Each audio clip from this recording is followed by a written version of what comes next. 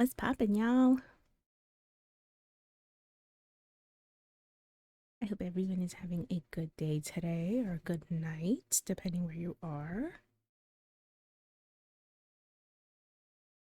Tonight, we're gonna finish reading, and hopefully, it won't take too long. I feel like it's just about halfway, but I've been wrong before when reading. I'll be like, oh my god, I'm halfway through, and then I'm not. I'm like a quarter. But we're gonna finish reading Tender as the Flesh.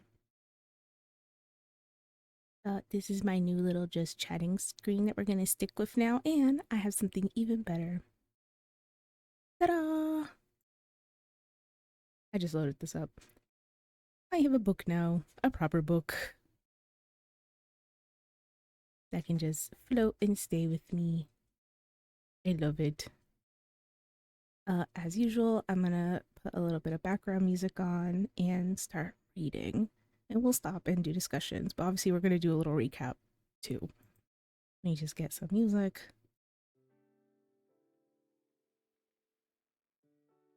Make sure it's not too loud. How are you guys all doing? Hi, Raina. Helio. Hi, Demon Hearts. Congrats on being first. You have a question about channel points? Go ahead. I'm all ears.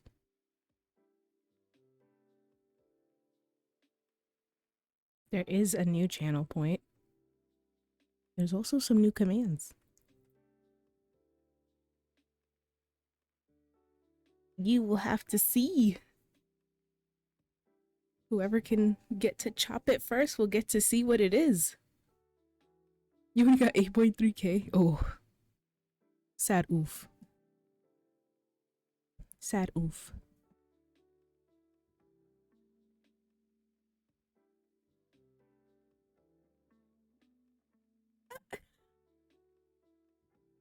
Alright, you ready? Boop. You chopped it.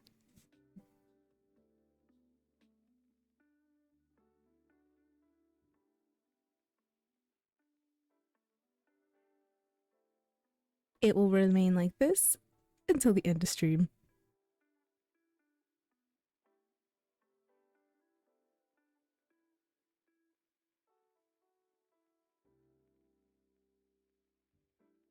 You like them shoulders? I hope it's not too much shoulder.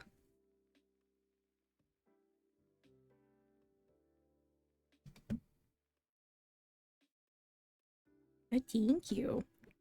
Rena's like, I have a question about these channel points. Has enough to redeem it too.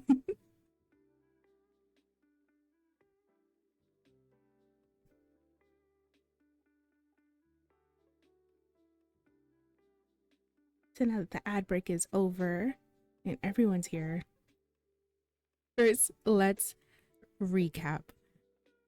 So, a bing bong bong bing bong bong bong bing bong bong bing bong bong bing bong bong bong.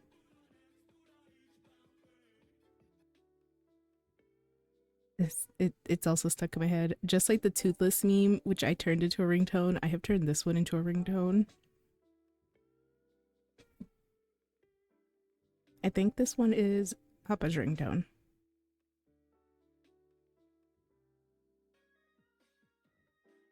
So much for saving up your points, huh?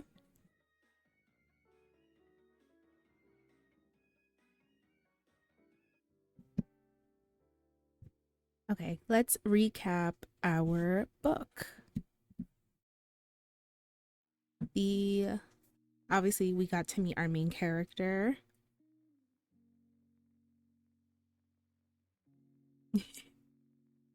We got to understand that the world as we know it went through a drastic change in this book, and there are no longer animals, which is kind of like because now we eat people, but we can't call it people. We call them head. Hey Reaper, welcome in. Thank you for being here. Gives a whole new term to give me some head. It's literally just serving a plate of human flesh. Ugh. But the first few chapters kind of brought us through the character's life, how they feel about the whole situation, and what they do for work, which apparently is they are a part of the system that creates this nutritious, delicious, 2 arms, 2 leg food. And from the sounds of it, he doesn't eat it either. From the sounds of it, he could. But we are on chapter 12.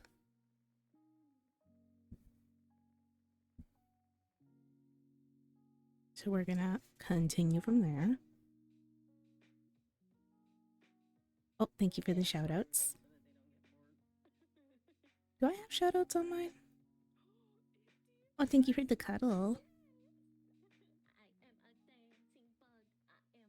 I hear the dancing bug. Hold on. Let me transfer my shout outs.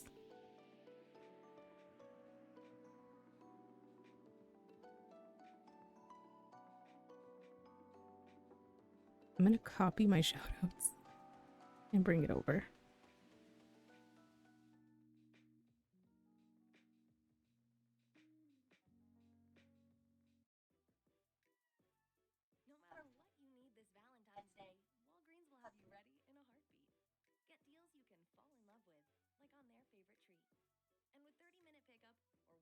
That's a good question. That's very good. Oh, thank you for the ad. I love ads. Let me see what's going on with Stream Elements. I noticed my sound alerts were off this morning, so maybe that is issue. Thank you for the head pads. If they ever work. Oh my gosh, there it is. Oh, now it did 3 extra head pads.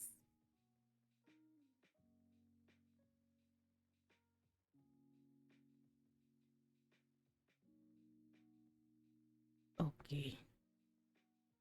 1 second, guys. Let me just double check that my Stream Elements is doing its job.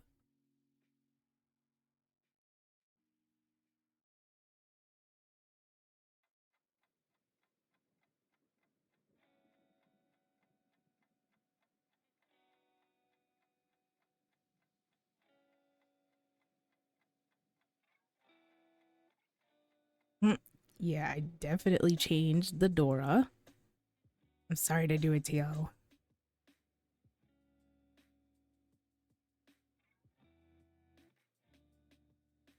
Huh, that's weird. Stream Element says it's active.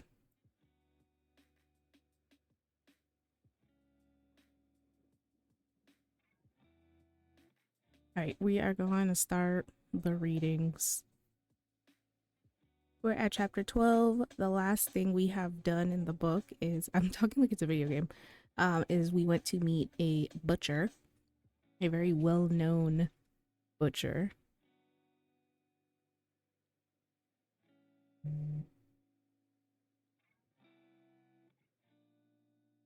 It's not in chat. That is weird. Why are we bonking me? What did I do?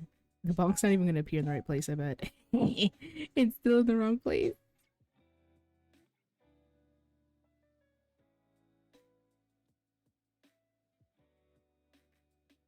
Oh, there it is. Thank you, Reaper. I love that bonk is always appearing in a random spot now. Maybe it's bonking a ghost.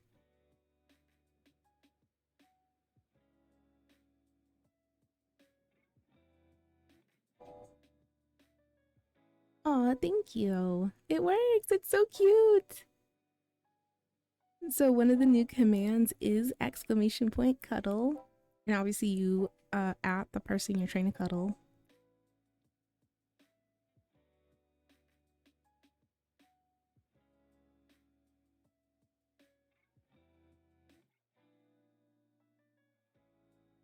Oh, and uppies. These are so cute. Thank you so much, Reaper, for the new commands. Although it'd be funny watching me actually give you guys uppies because I'm very short. Wouldn't be a long way up.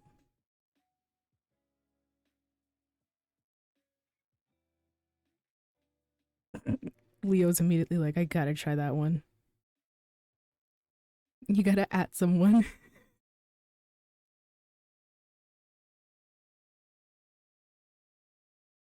Oh no. Y'all about to start fighting in the chat with these commands. Okay. I shall begin.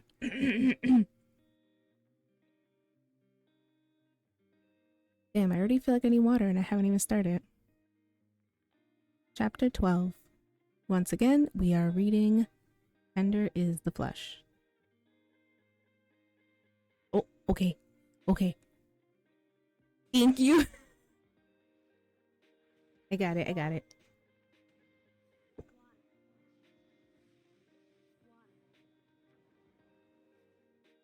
Alright, hopefully this helps. Tender is the Flesh. Chapter 12. They leave the lounge. He tells them that they're moving. I smoke trap. He tells them that they're moving on to the slaughter sector. Are we going in? The shorter man asks.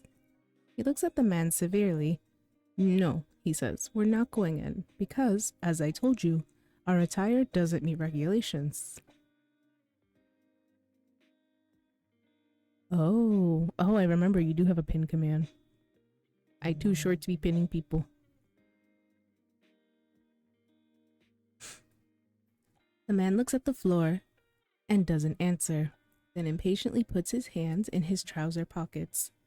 He suspects this man is a fake applicant. Every so often, people pretend they want the job so they can witness the killing. People who enjoy the process, for whom it's a source of curiosity, an interesting anecdote to add to their lives. He thinks they're people who don't have the courage to accept and take on the weight of the work. They walk through a hallway with a wide window that looks directly into the slitting room. The workers are dressed in white inside the white room,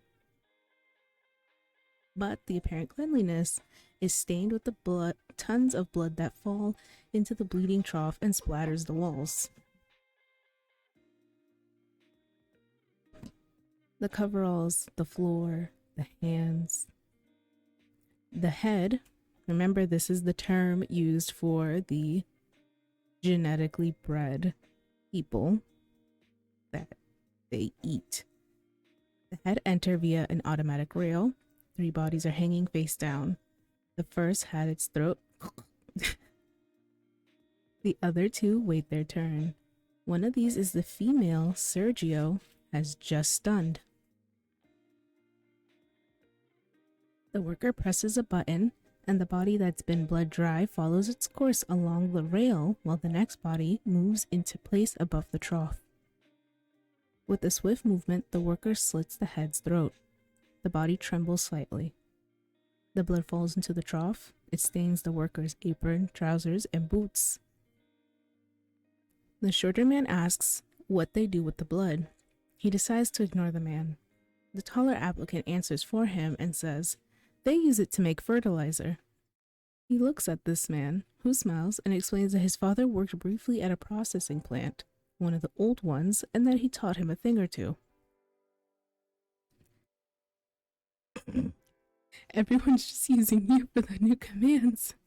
You have been upbeat and pinned. Everyone just put Reina down. Don't make me get the chancla. Put her down.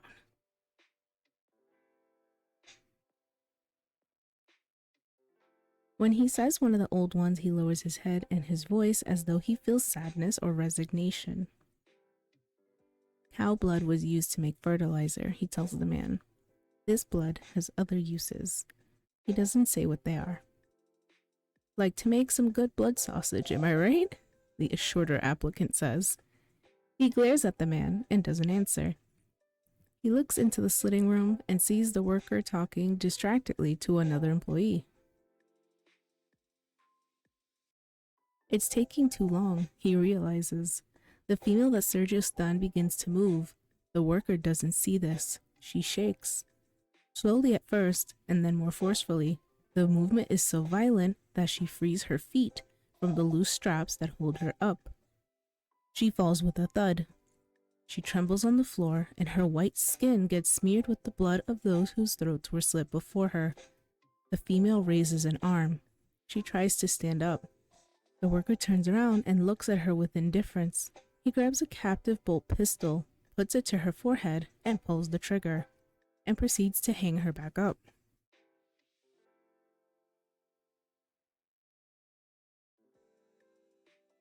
The shorter applicant goes up to the window and watches the scene with a smirk on his face. The taller man covers his mouth. While the applicants are standing there, he knocks on the glass. The worker jumps. He hadn't seen his boss in the window and knows the mistake could cost him his job. He motions to the worker to come out. The man asks for a replacement and leaves the slitting room.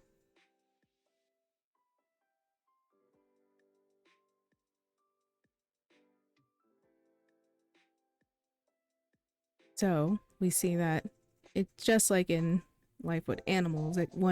It's not a perfect system, and that was a really big mess up, especially to see that with 2 job applicants there.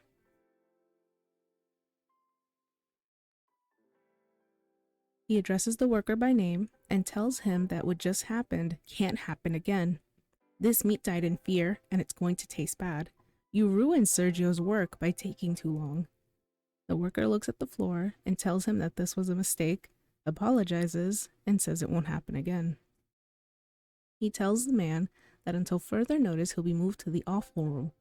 The worker can't hide the look of disgust on his face, but he nods. They never really say in this book what's the awful room, but I assume it has to do with more of the internal parts that no one really likes to deal with on humans or animals.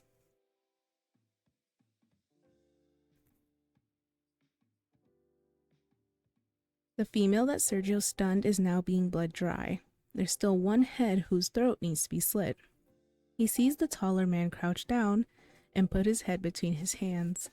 The man remains there, and he goes over and pats him on the back and asks if he's okay.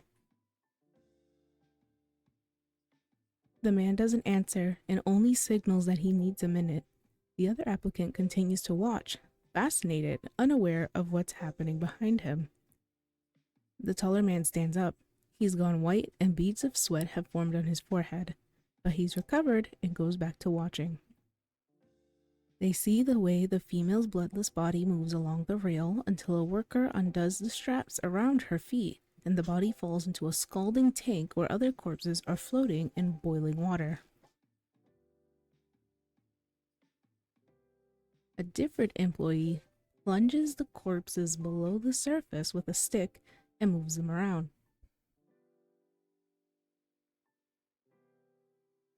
The taller applicant asks if their lungs fill with contaminated water when they're pushed below the surface. Smart guy, he thinks, and tells the man that yes, water does get in, but only a little because they're no longer breathing. He says that the plant's next investment will be a spray scalding system. With those systems, scalding occurs individually and vertically, he explains. The worker places one of the floating bodies inside the grill of the loading container, which lifts the body up and tosses it into the de-hairing machine, where it begins to spin while a system of rollers equipped with scraper paddles removes the hair. This part of the process still gets to him. The bodies are spun at high speed. It's almost as if they were performing a strange and cryptic dance. Chapter 13.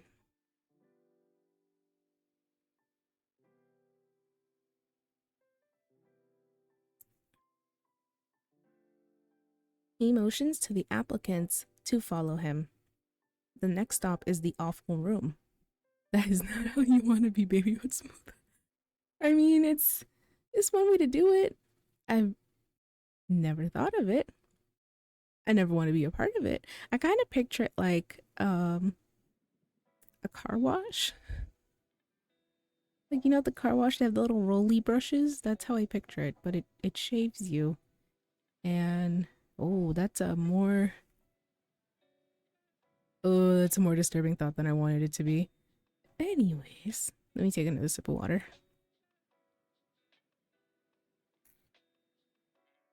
I think during the reading streams is when I drink the most water.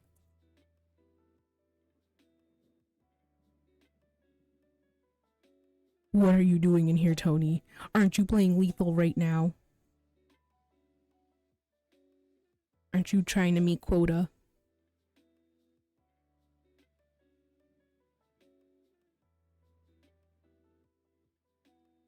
Okay. The next stop is the awful room. They walk there very slowly, and he tells them that the product is used almost in its entirety.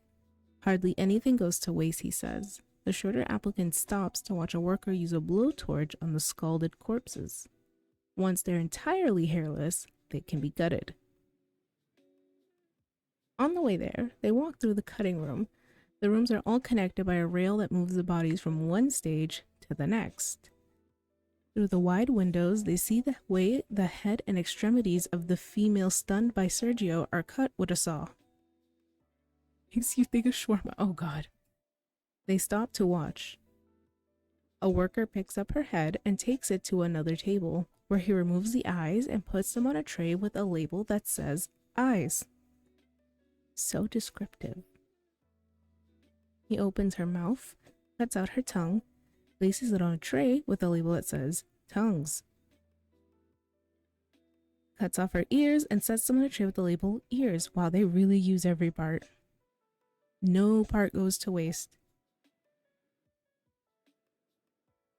The worker picks up an awl and a hammer and carefully taps the bottom of her head.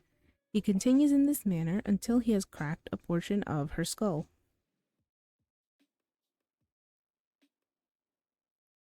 Then he carefully removes her brain and leaves it on a tray with a label that says brains. Her head is now empty, and he places it in ice in a drawer that says, what do you guys think it says? Do you know what it says?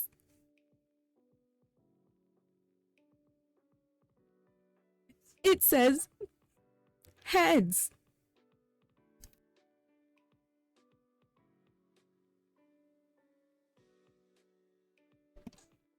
Oh shit, I was floating in the air again.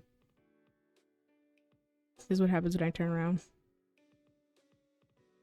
What do you do with the heads? The shorter applicant asks, barely containing his excitement. He answers automatically, a number of things. One is sending them to the provinces where they still cook heads like they used to, in pits in the ground. The taller applicant says, I've never had heads cooked that way, but I hear it's pretty good. There's only a little meat, but it's cheap and tasty if done well. I'm trying to think if I've ever eaten a head. I've had ears. Big ears. Big ears are bomb. I don't think I've ever had head, though. Not to eat. Not to eat, I mean.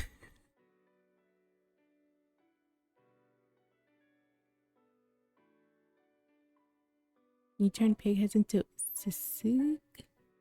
Ooh. I'm gonna have to look that up. I mean, I know there's definitely probably a recipe in Puerto Rico that involves the head, but the only parts I've ever really eaten is the ears and the snout. Only because I really love the chewy. I love to gnaw on food like an animal.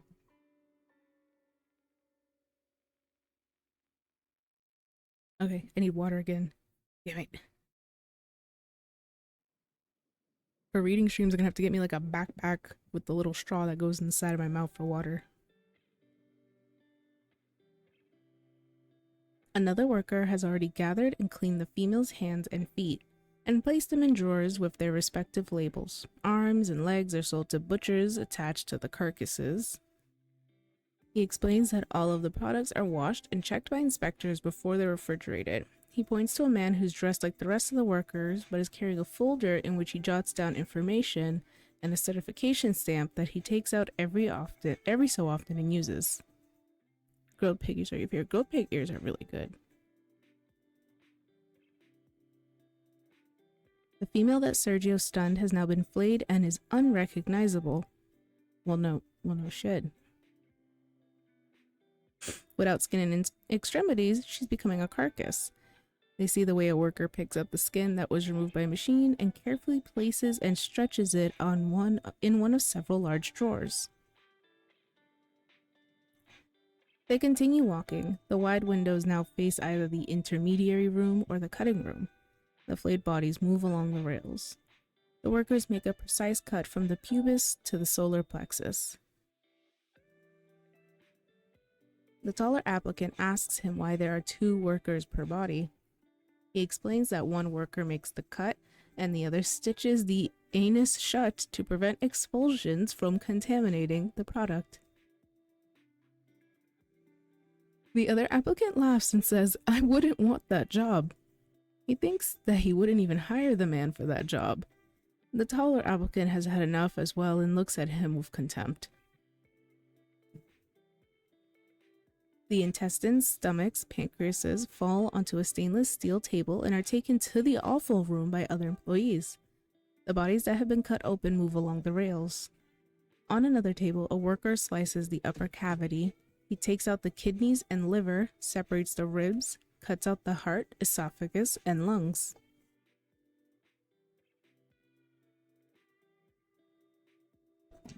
They continue walking. When they reach the offal room, they see stainless steel tables. Tubes are connected to the tables and water flows over the surface of them. White entrails have been placed on top of them. The workers slide the entrails around in the water. It looks like a sea that's slowly boiling, that moves at its own rhythm. The entrails are inspected, cleaned, flushed, pulled apart, graded, cut, measured, and stored. The 3 of them watch the workers pick up the intestines and cover them in layers of salt before storing them in drawers. They watch the workers scrape away the mesenteric fat. They watch them inject compressed air into the intestines to make sure they haven't been punctured. They watch them wash the stomachs and cut them open to release an amorphous substance, greenish-brown in color. Then it's discarded. They watch them clean the empty, broken stomachs, which are then dried, reduced, cut into strips, and compressed to make something like an edible sponge. In another smaller room, they see red entrails hanging from hooks. The workers inspect them, wash them, certify them, and store them. He always asks himself what it would be like to spend most of the days storing human hearts in a box. What do the workers think about? Are they aware that what they hold in their hands was beating just moments ago? Do they care? Then he thinks about the fact that he actually spends most of his life supervising a group of people who, following his orders, slit throats, gut and cut up men and women as if doing so were completely natural. One, he can get used to almost anything except the death of a child. How many head do they have to kill each month so he can pay for his father's nursing home? How many humans do they have to slaughter for him to forget how he laid Leo down in his cot, tucked him in, sang him a lullaby, and the next day saw he had passed in his sleep? How many hearts need to be stored in boxes for the pain to be transformed into something else? But the pain, he intuits, is the only thing that keeps him breathing. Without the sadness, he has nothing left. We're heading into chapter 14 now. So we just got a very big breakdown of the process, I guess, of the slaughterhouse process. And we see that our main character is very reflective on his work.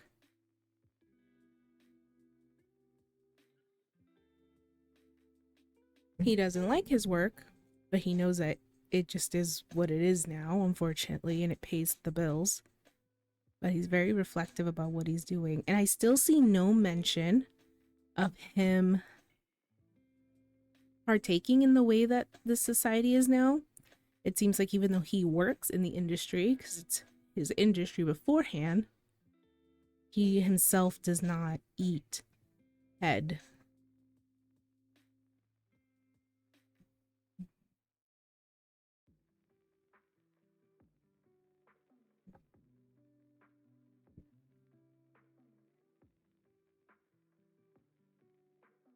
Ugh.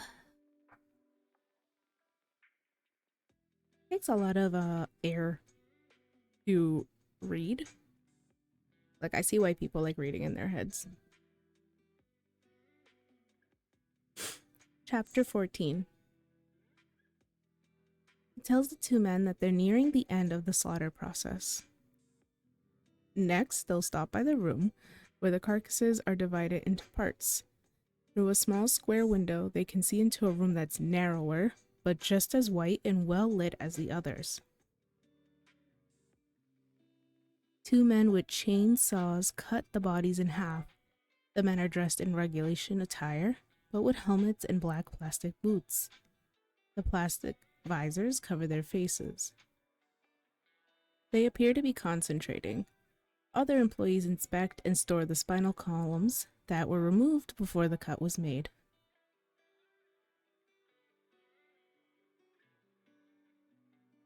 One of the saw operators looks at him but doesn't acknowledge his presence. The man's name is Pedro Manzanillo. He picks up the chainsaw and slices the body more forcefully, as if with rage, though the cut he makes is precise. Manzanillo is always on edge when he's around. He knows this and tries not to cross paths with the man, though it's unavoidable. He tells the applicants that after the carcasses have been cut in half, they're washed, inspected, sealed, weighed, and placed in the cooling chamber to ensure that they're kept cold enough. But doesn't the cold make the meat tough? The shorter applicant asks.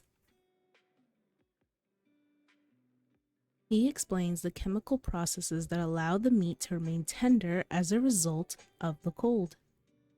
He uses words like lactic acid, myosin, ATP, glycogen, enzymes. The man nods like he understands. Our job is done when the different parts of the product are transported to their respective destinations. He says so he can end the tour and go for a cigarette. Manzanillo puts the chainsaw down on the table and looks at him again. He holds the man's gaze because he knows he did what needed to be done and he doesn't feel guilty about it. Manzanillo used to work with another saw operator who everyone called Ensi because he was like an encyclopedia. Oh, that's a cute little nickname. My family just calls me Encyclopedia. Or they call me La que sabe mucho pero no sabe nada. Seraph! Aren't you playing Lethal Company too? You're here for the ASMR. Welcome in, welcome in. We just started chapter 14. Oh, we're like a page in. Yes, look at the hair.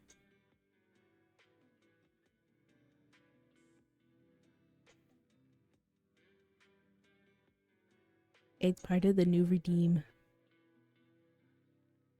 And Reina clocked in her points for it.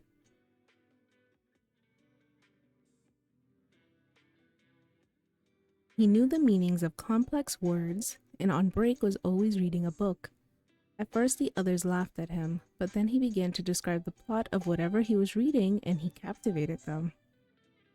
Thank you. Ensi and Manzanillo were like brothers. They lived in the same neighborhood, their wives and kids were friends. They drove to work together and made a good team. But Ensi began to change, little by little.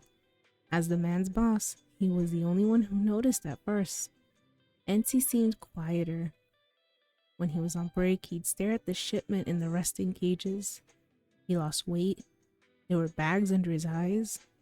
He started to pause before cutting the carcasses. He'd get sick and miss work. NC needed to be confronted, and one day he took the man aside and asked him what was going on. NC said it was nothing. The next day, everything seemed to be back to normal, and for a while he thought the man was fine. But then one afternoon, NC said he was going on break and took the chainsaw without anyone noticing. He went to the resting cages and began to cut them open. When a worker tried to stop him, he threatened them with the chainsaw. A few had escaped, but the majority stayed in their cages. They were confused and frightened. Enzi was shouting, "You're not animals. They're going to kill you. Run! You need to escape," as if the head could understand what he was saying. Someone was able to hit Enzi over the head with a club, and he was knocked unconscious. His subversive act only succeeded in delaying the slaughter by a few hours. The only ones to benefit were the employees who got to take a break from their work and enjoy the interruption. The head that escaped didn't get very far and were put back in their cages. He had to fire Enzi because someone who's been broken can't be fixed. He did speak to Krieg and made sure he arranged and paid for psychological care. But within a month, trigger warning, NC had shot himself, his wife, and kids had to leave the neighborhood. And since then, Manzanillo has looked at him with genuine hatred. That's sad because it's just genuinely not his fault, our main character's fault, that happened. He thinks it'll be cause for concern when the man stops. Bing bum bum ring bum bum ring bum bum boom. Bing bum bum bing bum bum boom. I love that opening. Also, welcome in, Not the Mama. Let's see. Where were we? He respects Manzanillo for it. He thinks it'll be cause for concern when the man stops looking at him this way, when the hatred doesn't keep him going any longer. Because hatred gives one strength to go on. It maintains the fragile structure. It weaves the threads together so that the emptiness doesn't take over everything. He wishes he could hate someone for the death of his son. But who can he blame for a sudden death? He tried to hate God, but he doesn't believe in God. He tried to hate all of humanity for being so fragile and ephemeral, but he couldn't keep it up because hating everyone is the same as hating no one. He also wishes he could break like Enzi, but his collapse never comes. Oh. The shorter applicant is quiet. His face is pressed up against the window and he's watching the bodies being cut in two.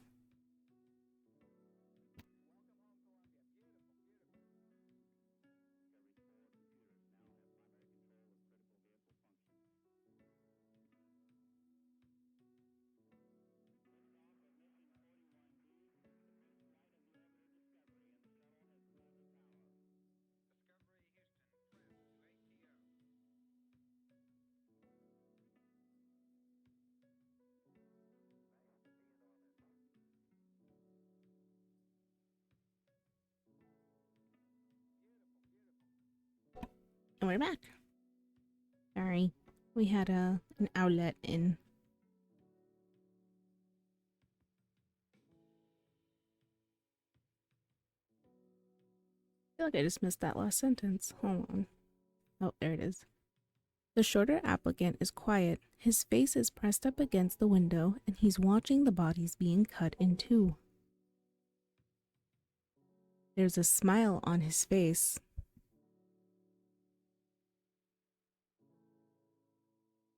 BRB again.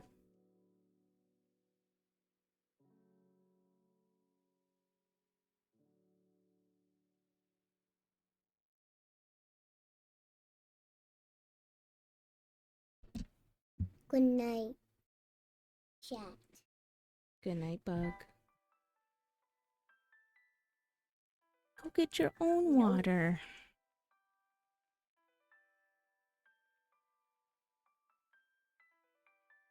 That's a lot of water. Night night. Ew. Night night, bug. But thank you for the kisses.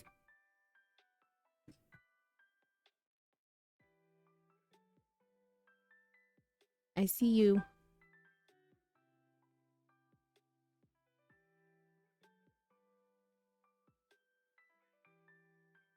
I'm looking right at you. Good night.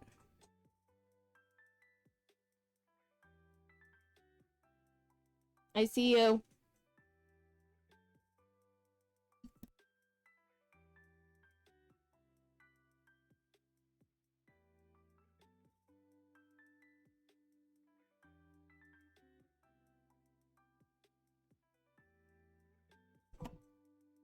I'm back. I had to use the government name.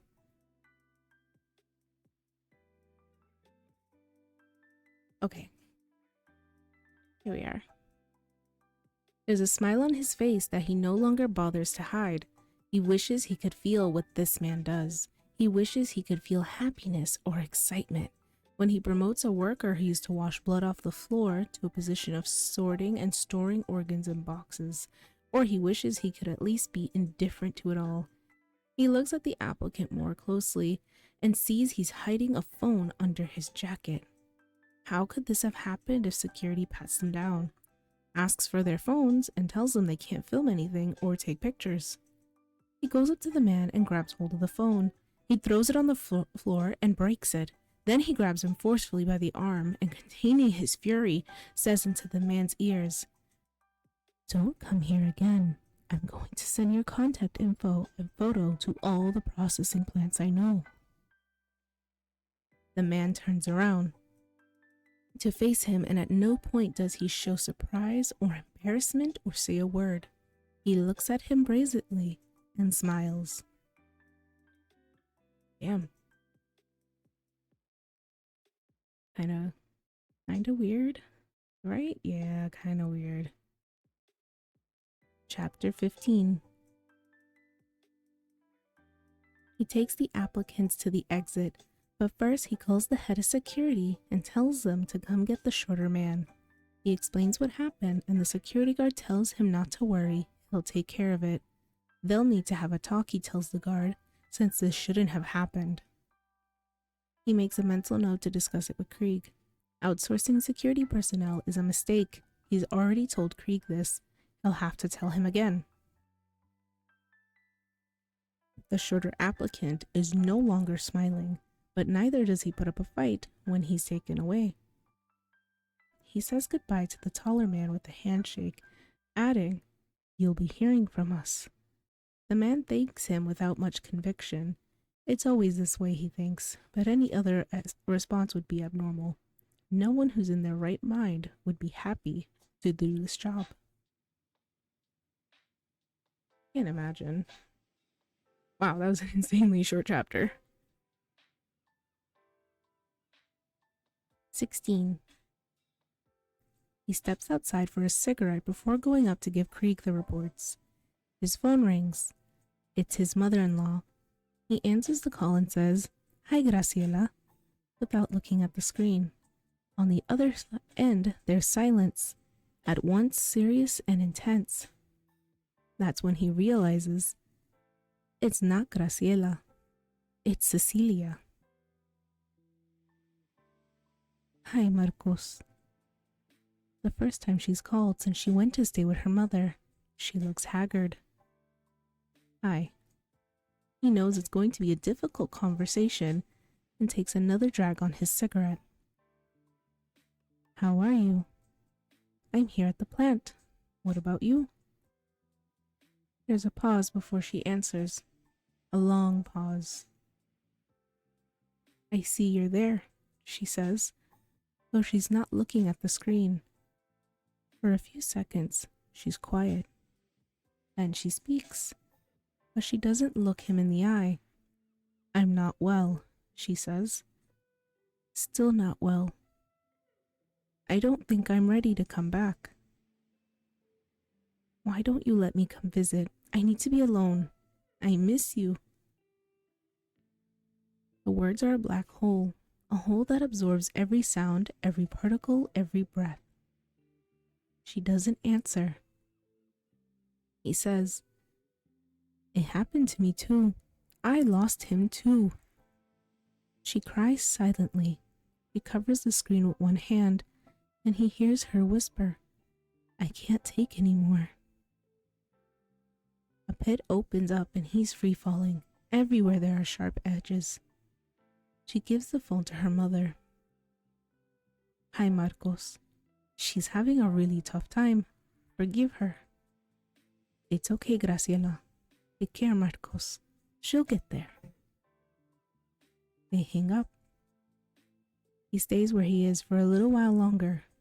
The employees walk by and look at him, but he doesn't care. He's in one of the rest areas, outdoors, where you can smoke. He watches the treetops move in the wind that alleviates the heat a little. He likes the rhythm, the sound of the leaves brushing against each other. There are only a few trees, 4 surrounded by nothing, but they're right next to each other.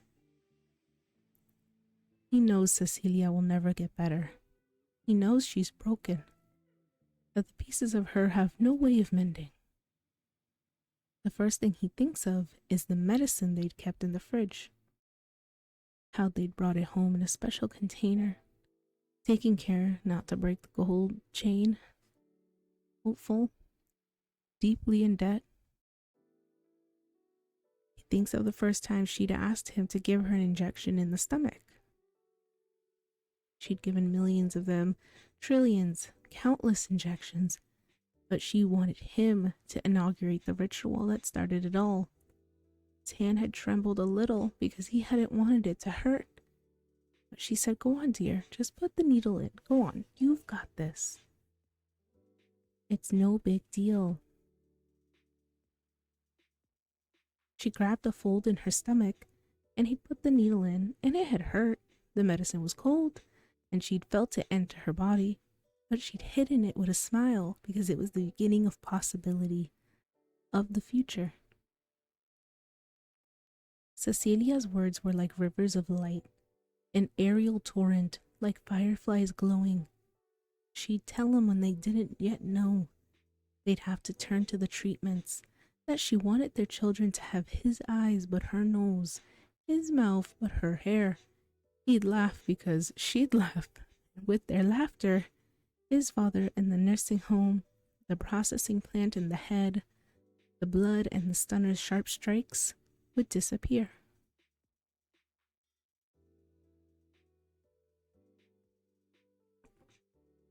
The other image that comes to him like an explosion is Cecilia's face when she opened the envelope and saw the results of the anti-Mullerian hormone test. She didn't understand how the number could be so low. She looked at the piece of paper, unable to speak, until very slowly she said, "I'm young. I should be producing more eggs."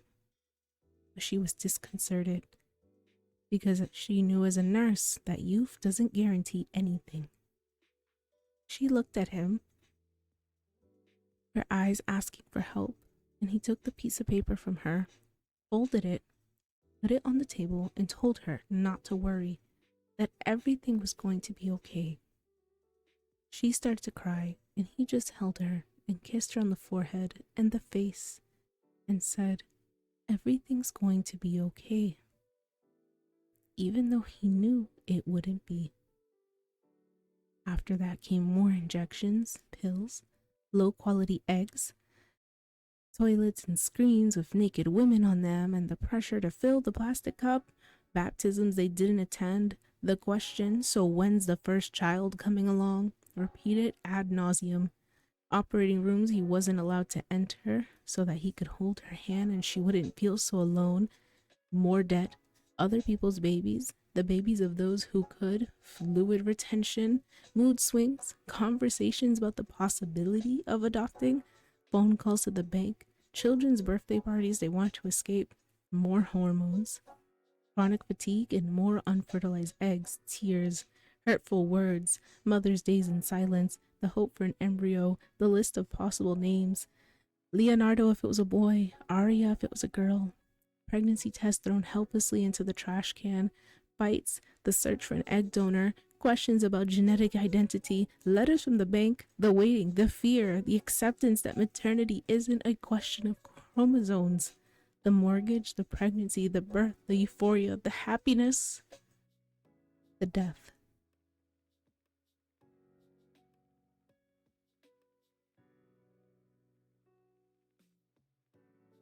Chapter 17.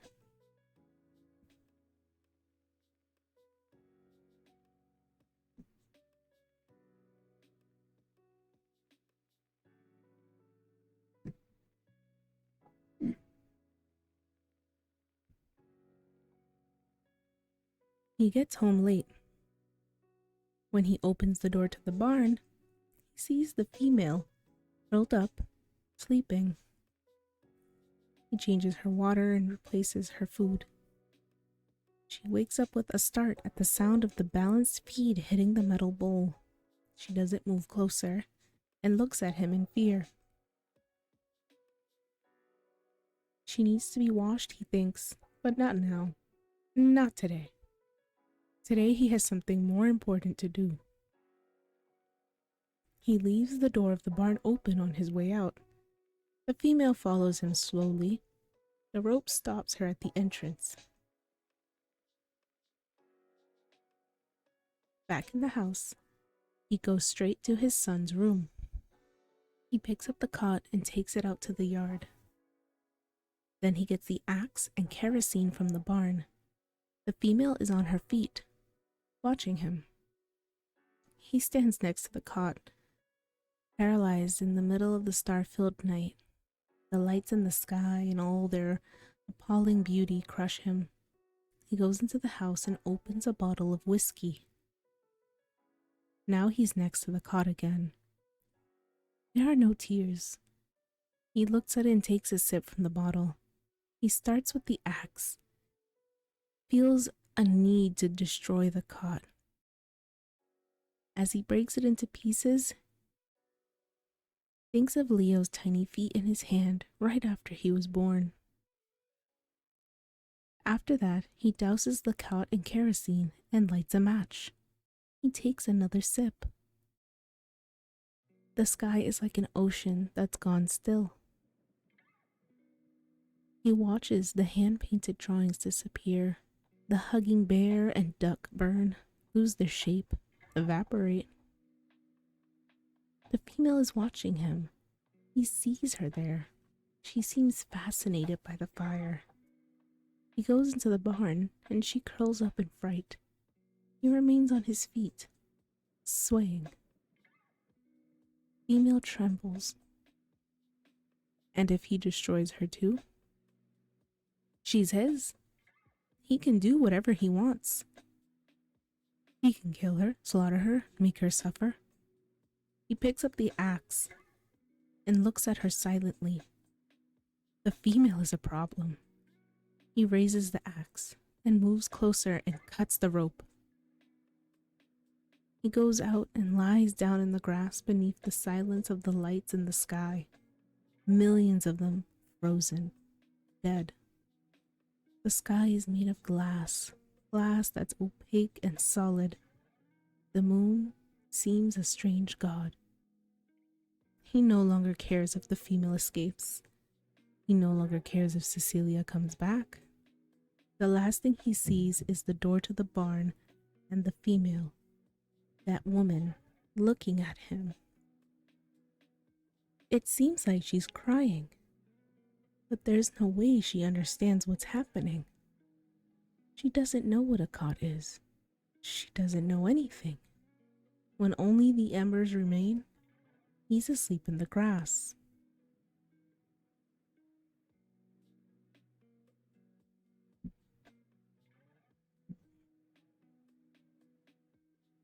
Chapter 18.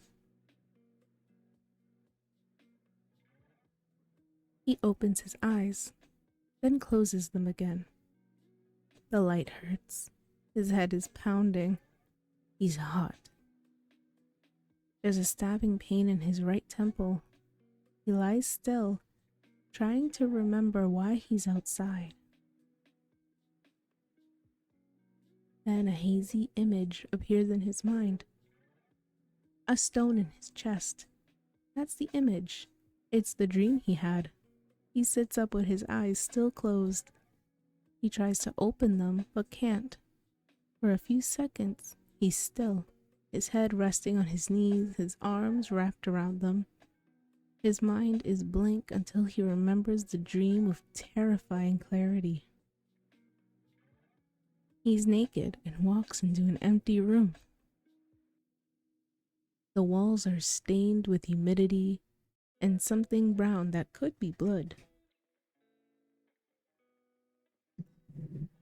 The floor is dirty and broken. His father is in the corner, sitting on a wooden bench. He's naked and is looking at the floor. He tries to go to his father, but can't move. He tries to call him, but can't speak. In another corner, a wolf is eating some meat. Whenever he looks at the wolf, the animal raises its head and snarls. It bares its fangs.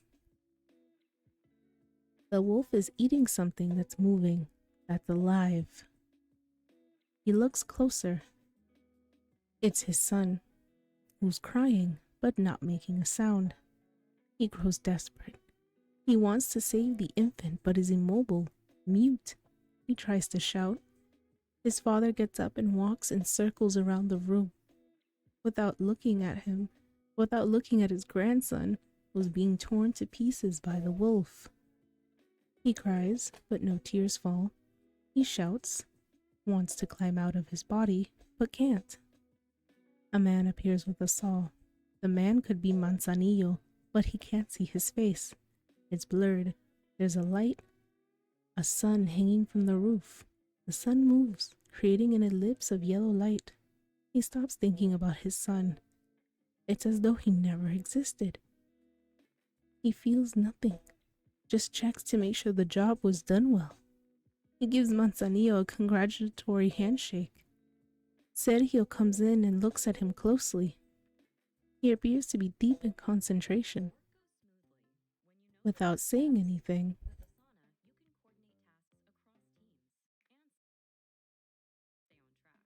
oh, I hate ads. 3, 2, 1.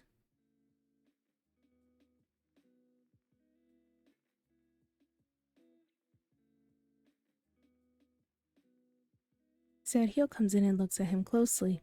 He appears to be deep in concentration. Without saying anything to him, Sergio bends down and reaches into his chest. He examines it, moves his fingers, pokes around. Sergio yanks out his heart and eats a piece.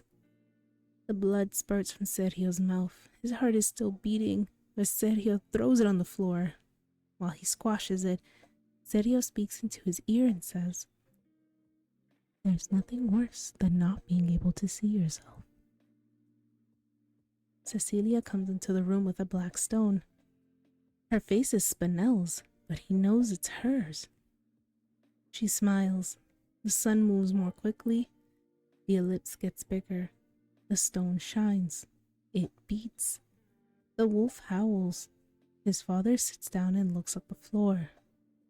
Cecilia opens up his chest even more and puts the stone inside it. She's beautiful. He's never seen her so radiant. She turns around. He doesn't want her to leave. Tries to call her but can't. Cecilia looks at him happily, picks up a club, and stuns him in the middle of his forehead. He falls, but the floor opens up, and he keeps falling because the stone in his chest plunges him into a white abyss. Oh, that's a dream. That is some dream. He raises his head and opens his eyes. Then he closes them again. He never remembers his dreams, not with such clarity. He puts his hands behind his neck. It was just a dream, he thinks.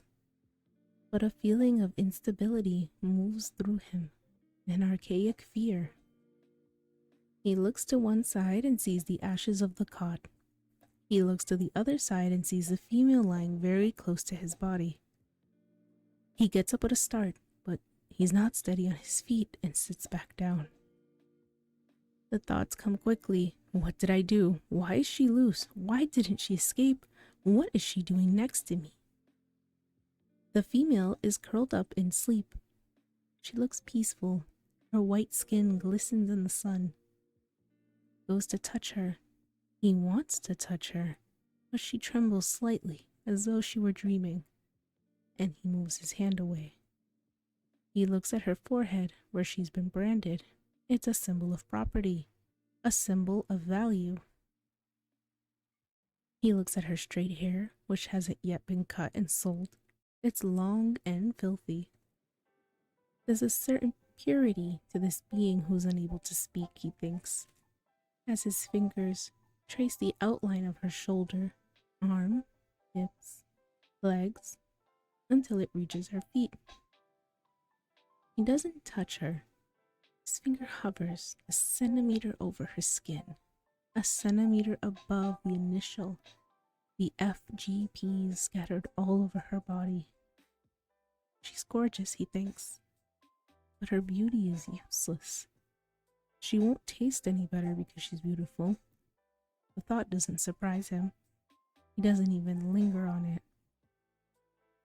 It's what he thinks whenever there's a head he notices at the processing plant. The odd female that stands out among the many that move through the place every day. He lies down very close to her, but doesn't touch her. He feels the heat of her body, her slow and unhurried breath. He moves a little closer and begins to breathe with her rhythm.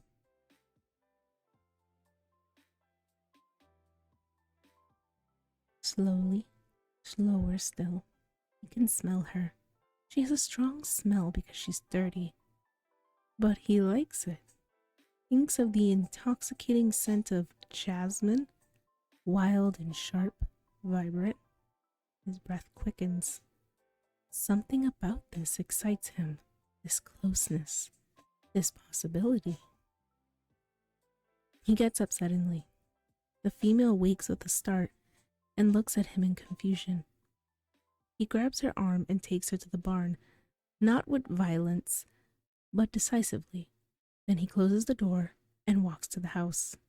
He showers quickly, brushes his teeth, dresses, takes 2 aspirin, and gets into the car. It's his day off, but he drives to the city without thinking, without stopping.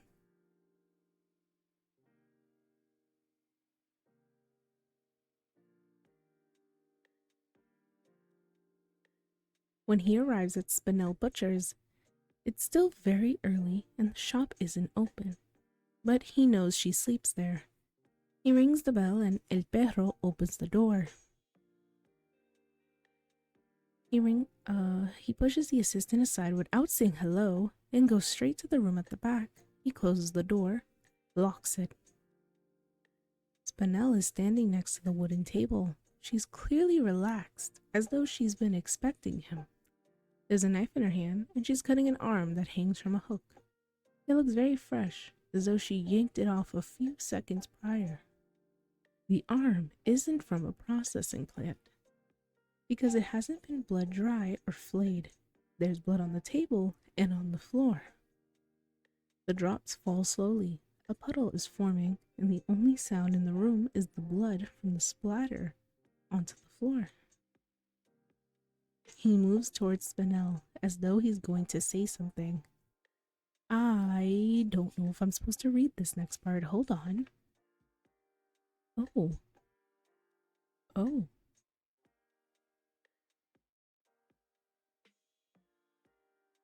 I might have to skip this. I'll do a TLDR, just to be safe. I'm not trying to get screwed over by Twitch. The TLDR is that he is very frustrated by his interaction with the female at his house and takes it out on Spinel. Consensually.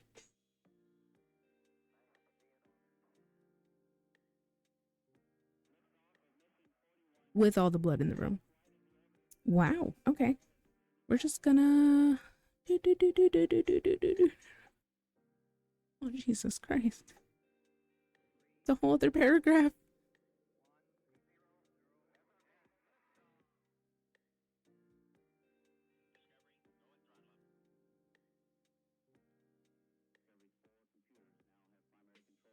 Oh my God, when is it gonna be over?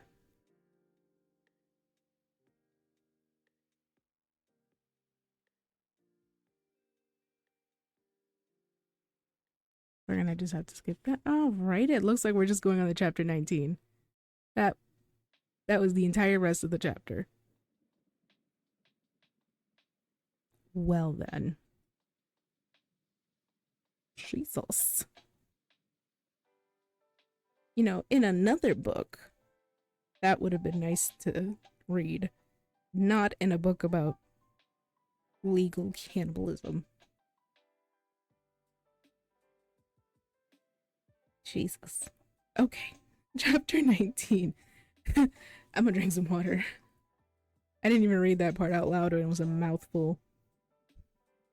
I just realized what I said.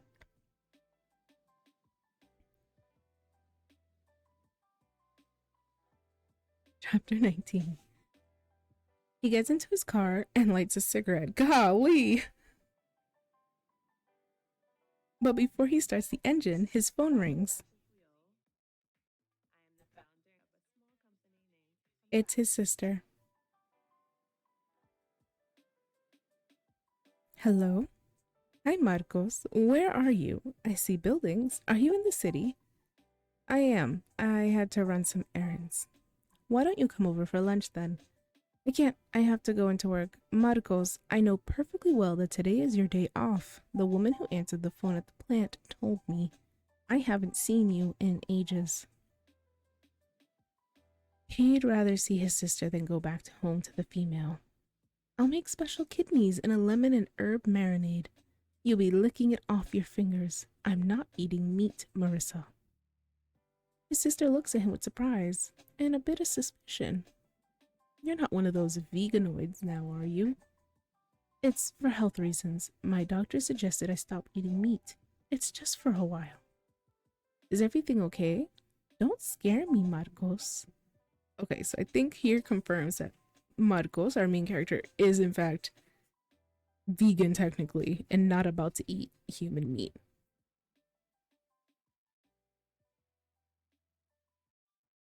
It's nothing serious. My cholesterol's a bit high, that's all. Well, I'll think of something, but come over. I want to see you. It's not for health reasons. Since his son died, he hasn't gone back to eating meat. The prospect of seeing his sister weighs on him. Visiting her is an errand to be taken care of when he has no other choice. He doesn't know who his sister is. Not really. He drives slowly through the city. There are people around, and it seems deserted. It's not just because the population has been reduced. Ever since animals were eliminated, there's been a silence that nobody hears, and yet it's there. Always, resounding throughout the city. It's a shrill silence that can be seen on people's faces, in their gestures, in the way they look at one another. It's as if everyone's lives have been detained, as if they were waiting for the nightmare to end. I think I kind of understand what he means about the silence. If you think about it, in our day-to-days, there is always sound. Even on a quiet day, there's the wind, the trees, birds. squirrels, there's just all these little minute sounds that you wouldn't normally point out or even care about until it's all gone.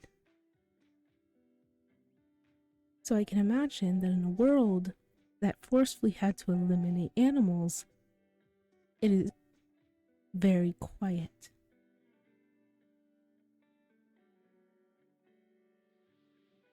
He arrives at his sister's place and gets out of the car. Somewhat resigned, he rings the doorbell. Hi, Marquitos! His sister's words are like boxes filled with blank paper. She gives him a hug that's limp. Quick. Let me take your umbrella. I don't have one. Are you crazy? What do you mean you don't have one? I don't have one, Marisa. I live out in the country and the birds won't do anything. It's only in the city that people are paranoid. Hurry up and come inside, will you? His sister pushes him into the house and looks around.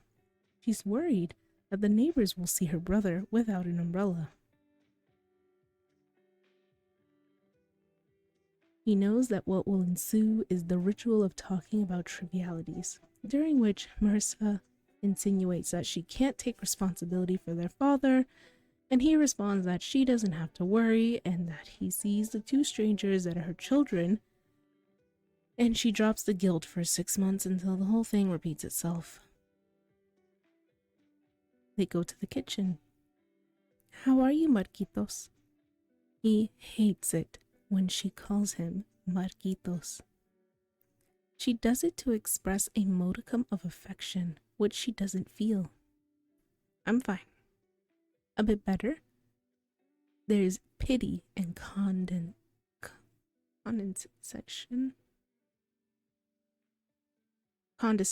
There we go. English is rough sometimes. It's the only way she's looked at him since he lost his son. He doesn't answer, restricts himself to lighting a cigarette. I'm sorry, but not in here, okay? You'll fill the house with the smell of smoke. His sister's words accumulate, one on top of the other, like folders piled on folders inside folders. He puts out the cigarette. He wants to leave. The food's ready. I'm just waiting to hear from Esteban. Esteban is his sister's husband. Whenever he thinks of his brother-in-law, he sees a man, hunched over, with a full face of contradictions and a half-smile that's an attempt at hiding them. He believes Esteban is a man trapped by his circumstances, by a wife who's a monument to stupidity, and by a life he regrets having chosen.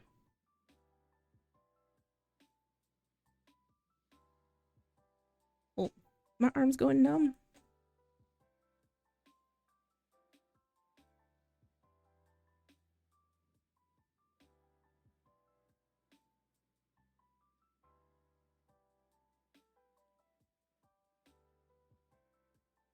Oh, Esteban just got back to me. It's too bad. He has a lot of work and won't be able to make it. That's fine. The kids will be home soon from school. His sister's kids. There are 2 of them. He thinks that she was never much interested in maternity as she had her kids because it's one of the things you're supposed to do in life. Like throwing a party on your 15th birthday, getting married, renovating your home, and eating meat. He says nothing because he doesn't care to see them.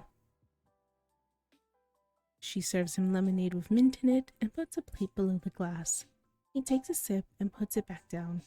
The lemonade has an artificial taste. How are you, Marquitos? The truth. She barely touches his hand and tilts her head, holding back the pity she feels, though not entirely, because she wants him to notice it.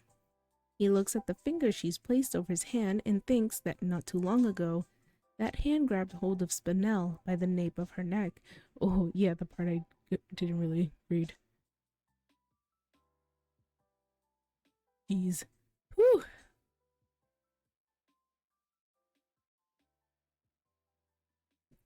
I'm fine. How is it possible that you don't have an umbrella? He sighs a little and thinks that yet again they're going to have the argument they do every year. I don't need one. Nobody needs one. Everyone needs one. There are areas that don't have protective roofs. Do you want to get yourself killed? Marisa, do you seriously think that if a bird shits on your head, you're going to die? Yes. I'll say it again, Marisa. In the country, at the plant, no one uses an umbrella. No one would even think of using one. Wouldn't it make more sense to believe that if you get bitten by a mosquito, which could have bitten an animal before you might get the virus? No, because the government says there's no risk with mosquitoes. The government wants to manipulate you. That's the only reason it exists. Here, everyone uses an umbrella when they go out. It's only logical. Have you ever stopped to think that maybe the umbrella industry saw an opportunity and the government got in on it? Hmm?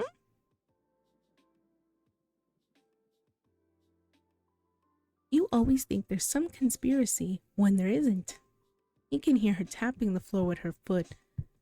Slowly, almost without making a sound. But he knows his sister has reached her limit, that she's incapable of discussing the subject further, more than anything because she doesn't think for herself. That's why she can't back up her point of view for very long. I know a lot of people like that. Do you?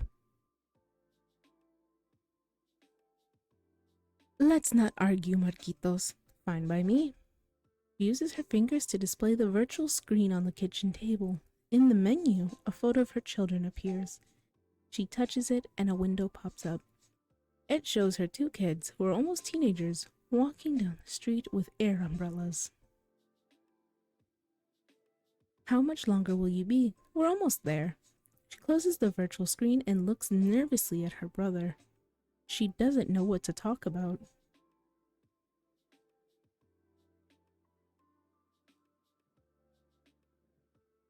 Those umbrellas were gifts from their grandparents. You have no idea how much they spoil the kids. They'd been asking for them for years, but they're so expensive. Who would think of making an umbrella with an air propeller? Who would think? I certainly wouldn't. I'm trying to make sense of that in my head too. An umbrella with the air propeller.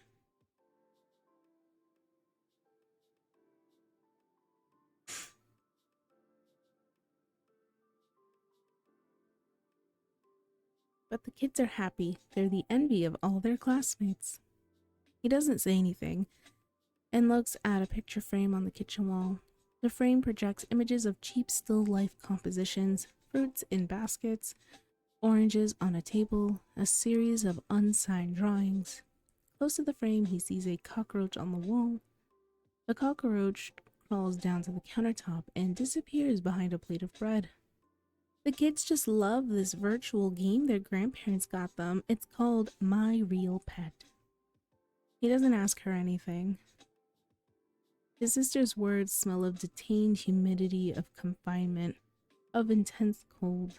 She keeps talking. You create your own animal and you can actually pet it, play with it, feed it. Mine's a white Angora cat called Mishi, but she's just a kitten because I don't want her to get any bigger. I prefer baby cats like everyone does. He's never liked cats. Or baby cats. Takes a sip of lemonade, hides his disgust, and watches the images change in the picture frame. A still life flickers and then becomes pixelated. The frame goes black. The kids created a dragon and a unicorn, but we know they're both going to get bored soon, just like they did with Bobby. He was a robot dog we bought them. We saved up for so long, and after a few months they got tired of him. Bobby's in the garage, turned off. He's really well made, but it's not the same thing as a real dog. His sister always makes sure he understands that they don't have a lot of money, that theirs is an austere life. He knows this isn't true, though he doesn't care either way, and doesn't hold a grudge against her because she contributes nothing, not even a penny, towards their father's care. I put together a warm salad with vegetables and rice for you. Does that sound okay? Yes. He notices a door near the sink that he doesn't remember. It's the kind of door found in households that raise head. He can tell it's new and hasn't been used. Behind the door is a cold room. Now he understands why his sister invited him over. She's going to ask for head at a good price so she can raise them. They hear sounds from the streets and the kids come in. It looks like we just hit chapter 20. Let me just take a quick break to drink some water.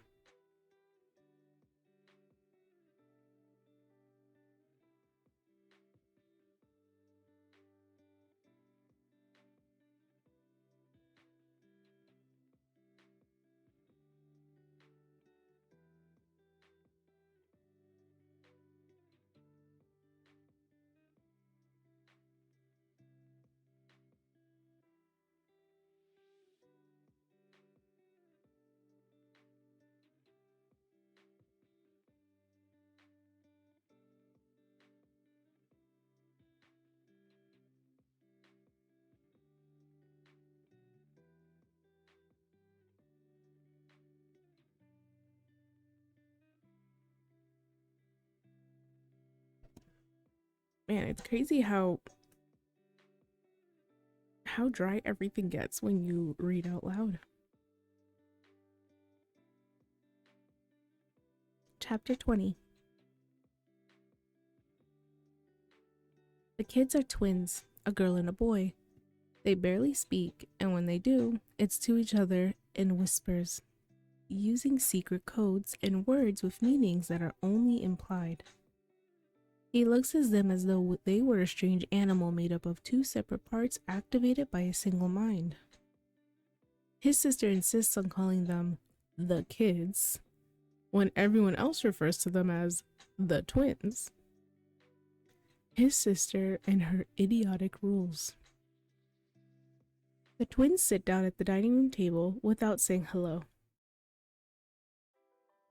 Not in a normal Hispanic household. By the time the door opens, you need to be like, hola, bendición tío, bendición tía, mwah, mwah, mwah. Hi, Uncle Marquitos. They say this in unison, mechanically, imitating a robot. They hold in their laughter, which shows in their eyes. They stare at him without blinking, waiting for a reaction. But he sits down on a chair and pours himself water. He doesn't pay them any attention. His sister serves the meal without noticing anything. She takes away his glass of water and replaces it with lemonade. Why would you do that? Don't take away my drink. Don't. Pour myself a drink, please. Don't take it away from me. You forgot this in the kitchen, Marquitos. I made it just for you. You definitely drugged me. Because why are you forcing me to drink this? Though the twins aren't identical, their sealed and unwavering bond gives them an ominous air. That is creepy. That's a little suspicious, no?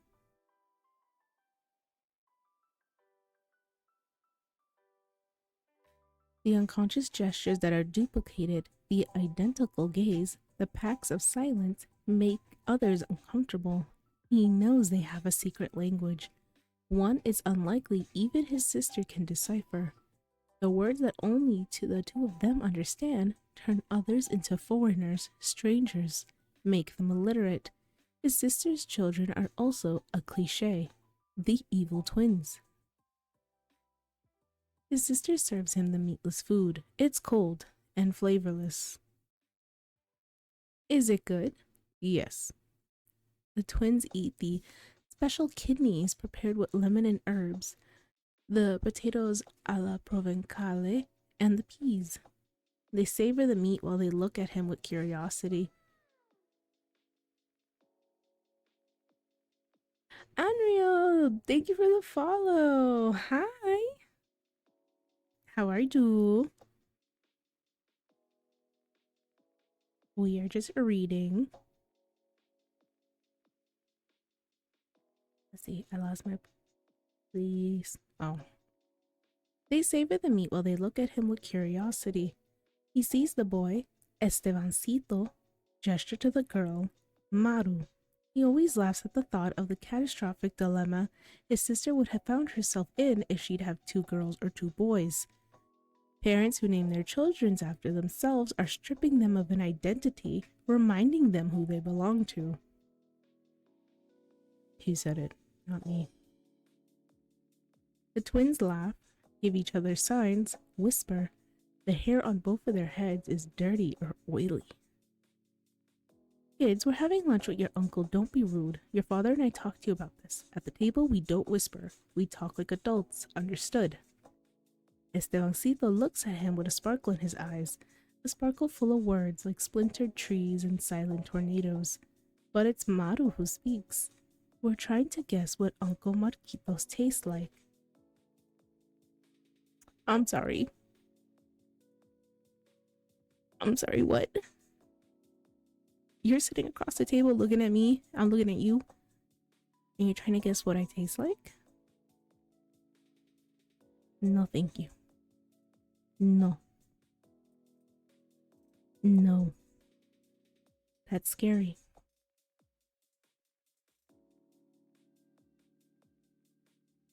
His sister takes her knife and stabs it into the table. The sound is furious, swift. Enough, she says, slowly weighing the word, controlling it. The twins look at her with surprise.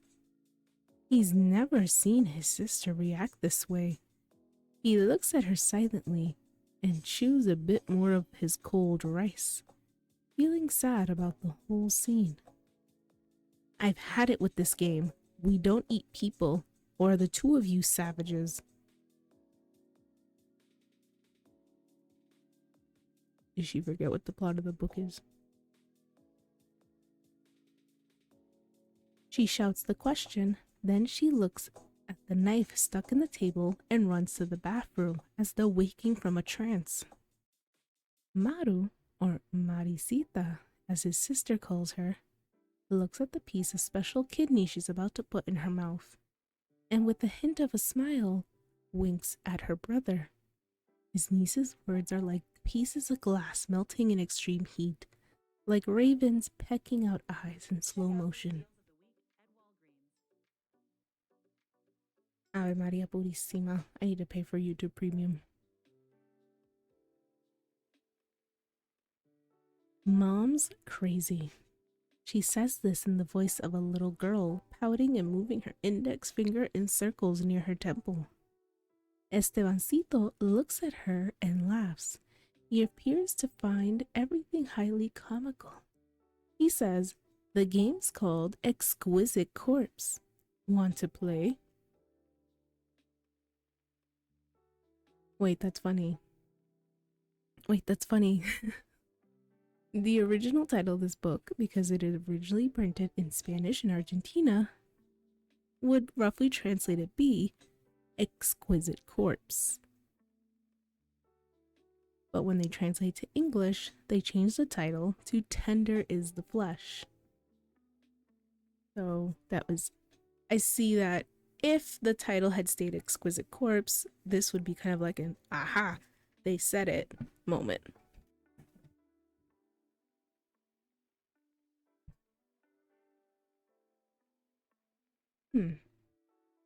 His sister comes back. She looks at him, embarrassed, somewhat resigned. I apologize, she says. It's a game that's popular now and they don't understand that they're not allowed to play it. He drinks some water. She keeps talking, and it's like she figures he wants an explanation he hasn't asked for. The problem is social media and those little virtual groups they're a part of. That's where those things get started.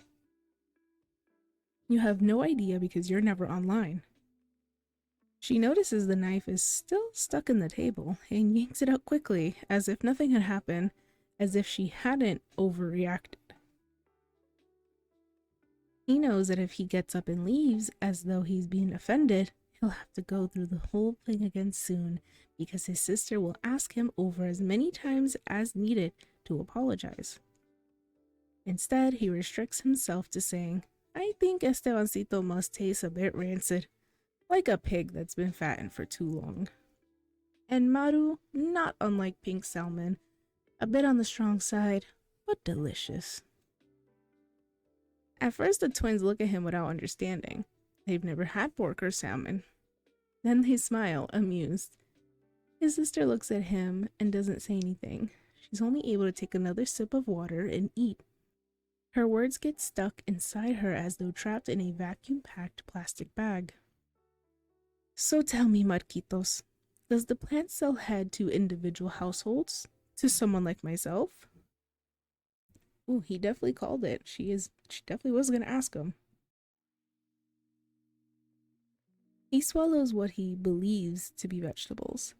He can't tell what he's eating, not by its color nor its flavor. There's a sour smell in the air. It could be his food or the house. Are you listening to me? He looks at her for a few seconds without answering. It occurs to him that since he got here, she hasn't asked him about their father. No, that's not what the secretary at the plant said. He decides it's time to end this visit.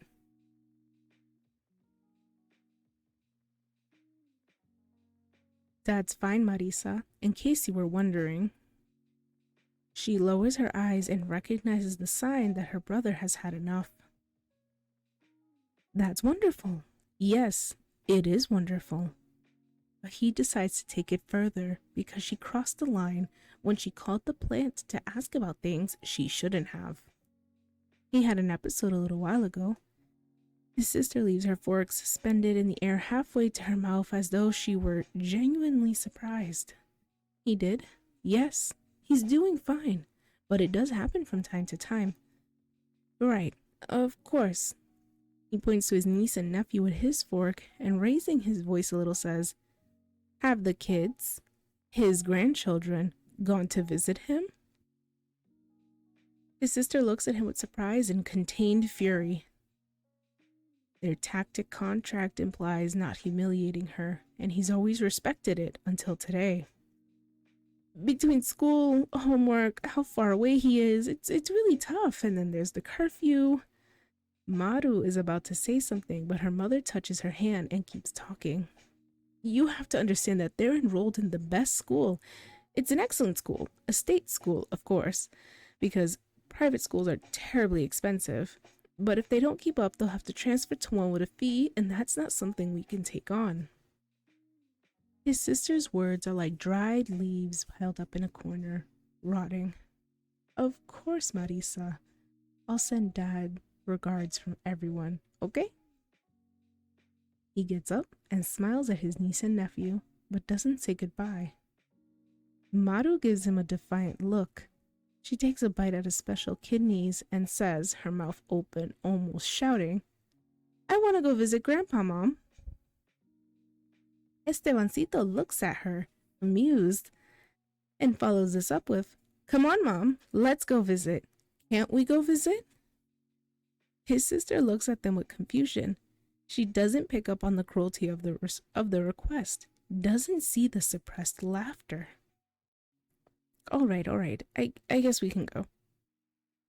He knows he won't see the twins for a long time, and he knows that if he were to cut an arm off of each of his sister's children and eat them at this very moment on the wooden table, they would taste exactly like he predicted. He looks them right in the eye.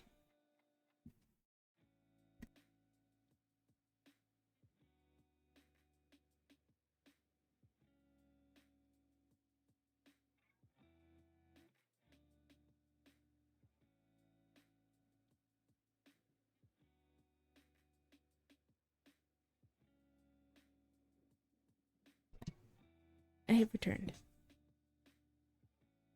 I decided to get a little BRB sticky instead of popping up the BRB screen every time a child entered the room. I think it's more effective.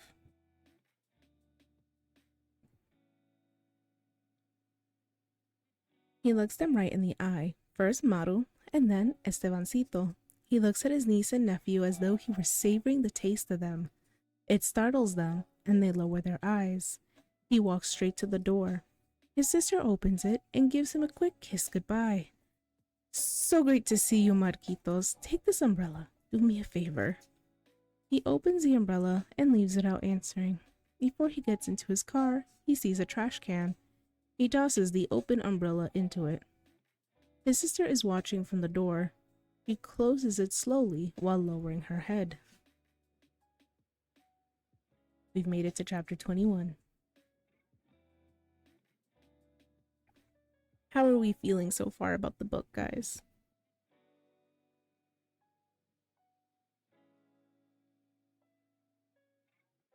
See how much is left.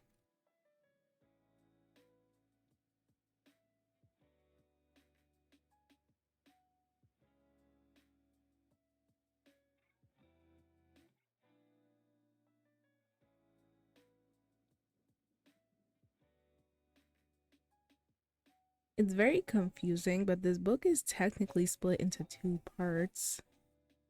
And it seems like we're almost done with the first part. And then we'll have the second part. Let's see if we can get it done in one stream. If not, next week we will have another reading stream. Chapter 21. He drives to the abandoned zoo. Lunch with his sister always puts him on edge. Not to such an extent that he stops going, but he feels the need to collect himself afterward in order to understand why this person who's a part of his family is the way she is, why she has the children she does, why she's never cared about him or their father. He walks slowly past the monkey cages. They're broken. The trees that were planted inside them have dried up. He reads one of the signs, its letters discolored. Howler monkey. Aluata caraya. Class, mammals. Next to the word mammals, there is an obscene drawing. Order, primates. Family, Atelidae. Habitat, woods. Adaptations, females have golden or yellowish fur, while that of the male, the words that follow, have worn away.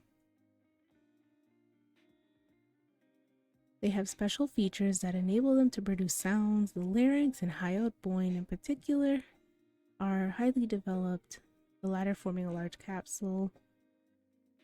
The words out of danger are crossed out. There's a photo of a male howler monkey. The monkey's face is contorted as though the camera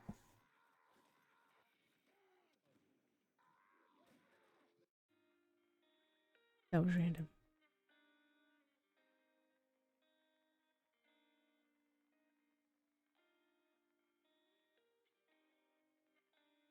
The monkey's face is contorted as though the camera captured the moment it was caught. Someone had drawn a red circle with a cross in the center. He goes into one of the cages. There's grass growing up between the cracks in the cement, cigarettes and needles on the floor. He finds bones, thinks they could be one of the monkeys. Or not. They could be anything. There are trees outside the cage, and he leaves it to walk beneath them. It's a hot day and the sky is clear. The trees provide a bit of shade. He's sweating. He comes across a sales booth. When he sticks his head through the empty door frame, he finds cans, papers, filth. Inside, he reads the list of products painted on the wall.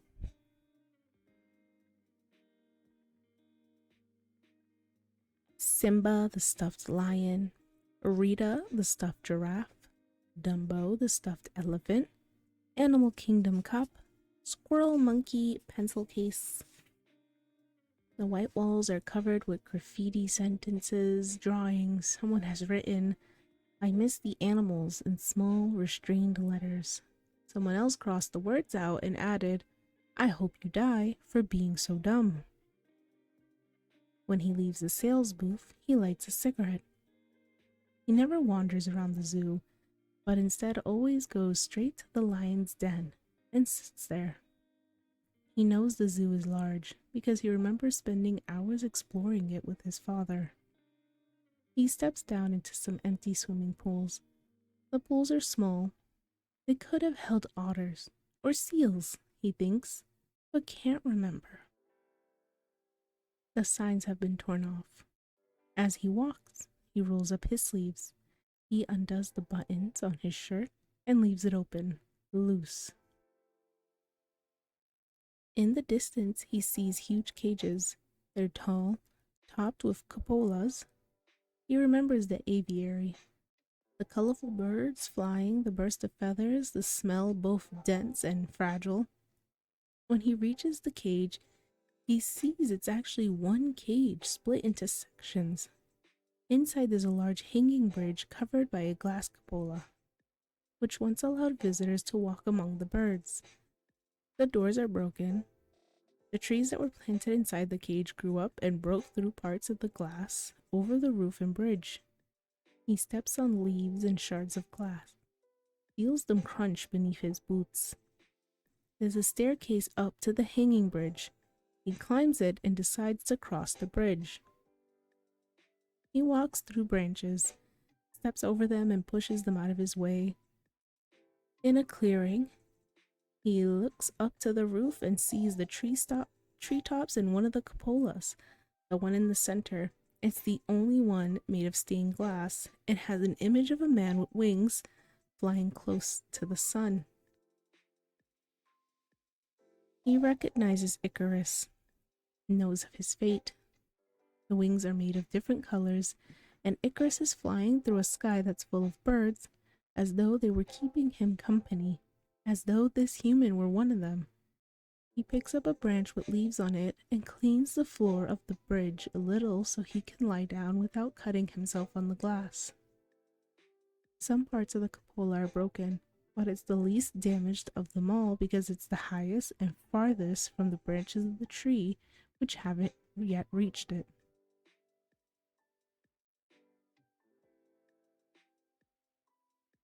He wishes he could spend the whole day lying there, looking up at the multicolored sky. He would have liked to show this aviary to his son, just as it is. Empty, broken. A memory strikes him of his sister's phone call when Leo died. She only spoke to Cecilia, as though his wife were the only one who needed to be consoled. At the funeral, crying, she held on to her children as though she feared they too would die a sudden death, as though the baby in the casket had the ability to infect others with its fate. He looked at everyone as though the world had distanced itself a few meters. It was as though the people embracing him were behind frosted glass. He wasn't able to cry, not once, not even when he saw the small white coffin being lowered into the ground.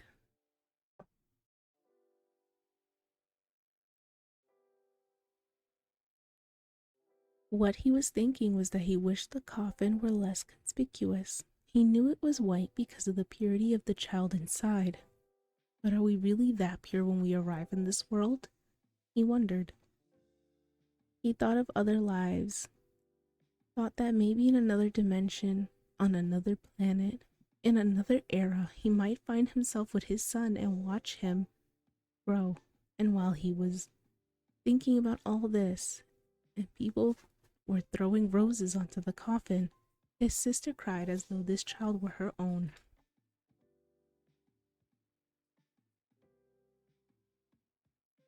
Nor did he cry later, after the simulacrum of a funeral that was still expected back then.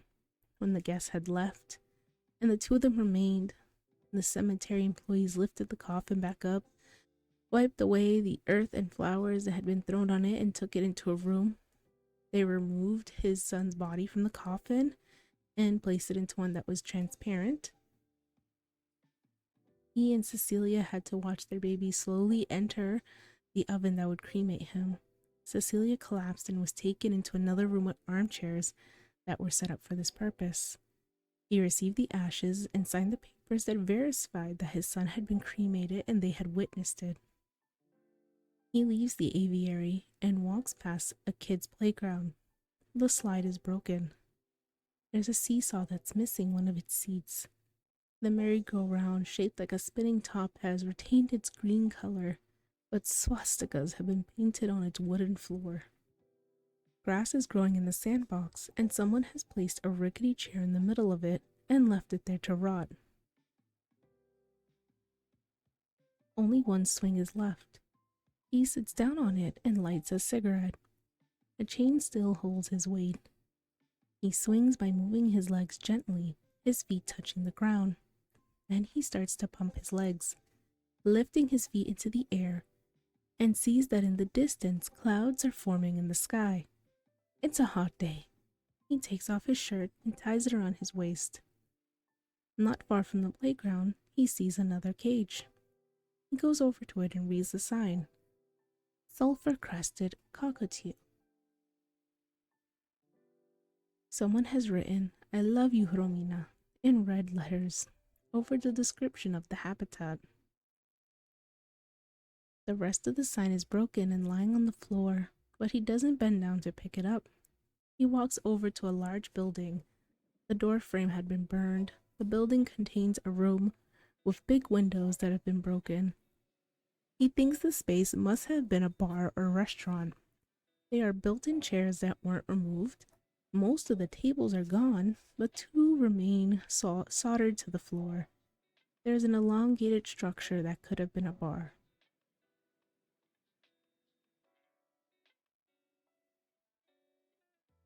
Then he sees a sign that says Serpentarium and an arrow. He walks through hallways that are dark and narrow until he reaches a bigger space with wide windows. There's another sign painted on the wall. It says Serpentarium, please wait in line. He goes into a room with a high ceiling, part of which is broken. The sky shows through the cracks. There are no cages. Instead, the walls are divided into compartments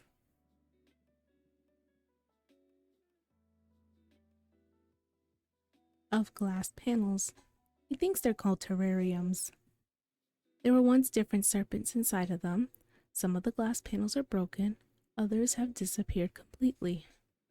He sits down on the floor and pulls out a cigarette. As he looks around at the graffiti and drawings, an image catches his attention. It's a mask that someone has drawn with a good deal of skill. It looks like a Venetian mask. Beside it, in large black letters, the person has written, "The mask of apparent calm, of mundane tranquility, of the joy, at once small and bright, of not knowing when this thing I call skin will be ripped off, when this thing I call mouth will lose the flesh that surrounds it, when these things I call eyes will come upon the black silence of a knife." It's not signed. No one has scratched it out or drawn over it, but the words and images surround it. He reads some of the things people have written. These ads are driving me mad. I need YouTube Premium. People have written around it, "Black market. Why don't you rip this? Meat with a first and last name tastes best. Joy, small and bright. Seriously? LOL. Awesome poem. After the curfew, we can eat you. This world is shit. YOLO. Oh, eat of me, eat of my flesh. Oh, amongst cannibals, oh, take your time to. Cut me up, oh, amongst cannibals." As he's trying to remember what YOLO means, he hears a sound. He keeps still. It's a faint cry. He gets up and walks through the serpentarium to one of the largest windows. It's intact.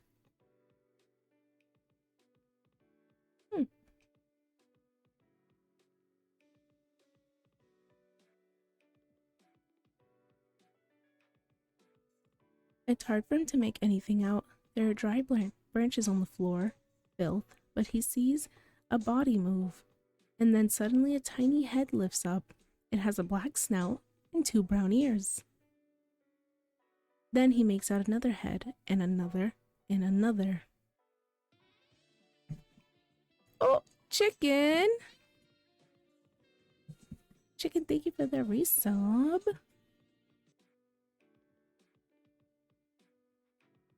Let me just adjust my chair a little bit. I keep slipping off of it. How? I don't know. Oh my god.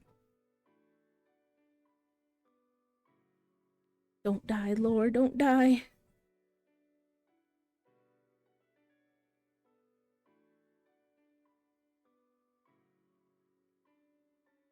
Hi, chicken, how are you?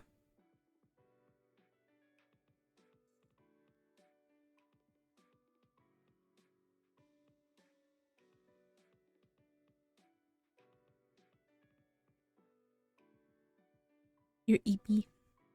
My voice will not help then. It's hard for him.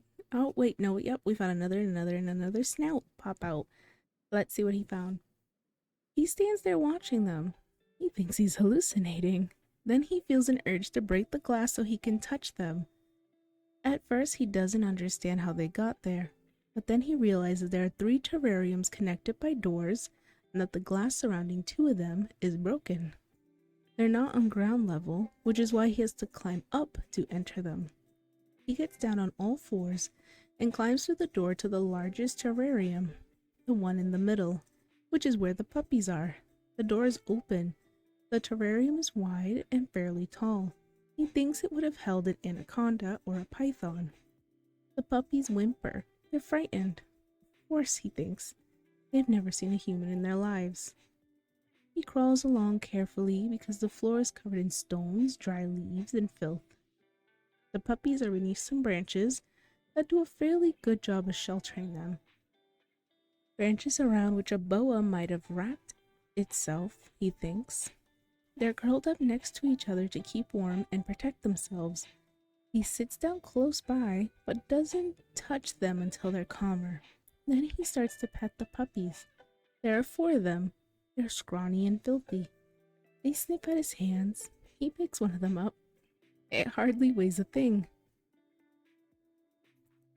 At first it trembles, but then it begins to move desperately. It urinates out of fear. The others bark and whimper. He hugs the puppy, kisses it until he calms down. The puppy runs its tongue along his face. He laughs and cries silently.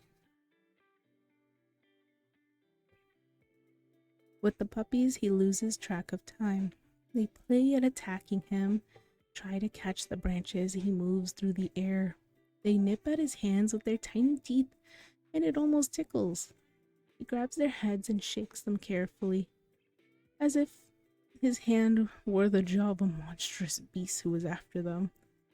He tugs gently on their tails. When they whimper and bark, he does too. They lick his hands. All 4 of the puppies are males.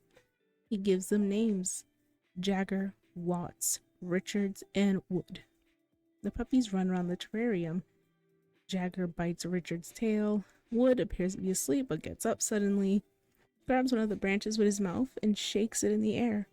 But Watts is mistrustful and sniffs at this man in the terrarium, then plays around him, smells him, and barks, before climbing up his legs with clumsy movements. He attacks Watts, and the puppy cries a little and nips him on the hand, his tail wagging. Then Watts jumps onto Richards and Jagger. He attacks the other puppies, but then they chase after him. He thinks of his dogs, Puglise and Coco. He had to slaughter them, suspecting that the virus was a lie invented by global powers and legitimized by the government and media. He considered abandoning his dogs to avoid having to kill them, but he was afraid they'd be tortured. Keeping them would have been much worse. They could have all been tortured. Back then, injections were sold to prevent pets from suffering. They were for sale everywhere, even at the supermarket. He buried Puglise and Coco beneath the biggest tree in the yard. He and the dogs would sit under its shade on afternoons when the heat was intense and he didn't have to work at his father's processing plant. While he sipped on a beer and read, they were by his side. He'd bring his father's old handheld radio and listen to a program that played instrumental jazz. He enjoyed the rituals of having to tune in to the station. Every so often, Puglise would get up and chase after a bird, Coco would raise her head, drowsy with sleep, look first at Puglise, then at him in a way that he always thought meant, Puglise is mad, stark raving mad, but we love him just as he is, bonkers. And he'd always pet her head, smiling and saying softly, "Sweet Taylor, my beautiful Coco." But when his father came by, Coco was a different dog. She couldn't contain her happiness. Something lit up inside her, a dormant engine. She began to jump and run and wag her tail and bark. When she saw him, no matter how far away she was, she'd bolt in his direction and jump on him. He always greeted her with a smile, hugged her, and picked her up. Coco would wag her tail differently for his father. That was how he knew his dad was near. She only did this for the man who had found her on the side of the highway, curled up and dirty, a few weeks old, dehydrated, on the verge of death. His father had kept Coco by his side 24 hours a day. He'd taken her to the plant and looked after her until she began to respond. He thinks that slaughtering Coco was another reason for his father's mental collapse.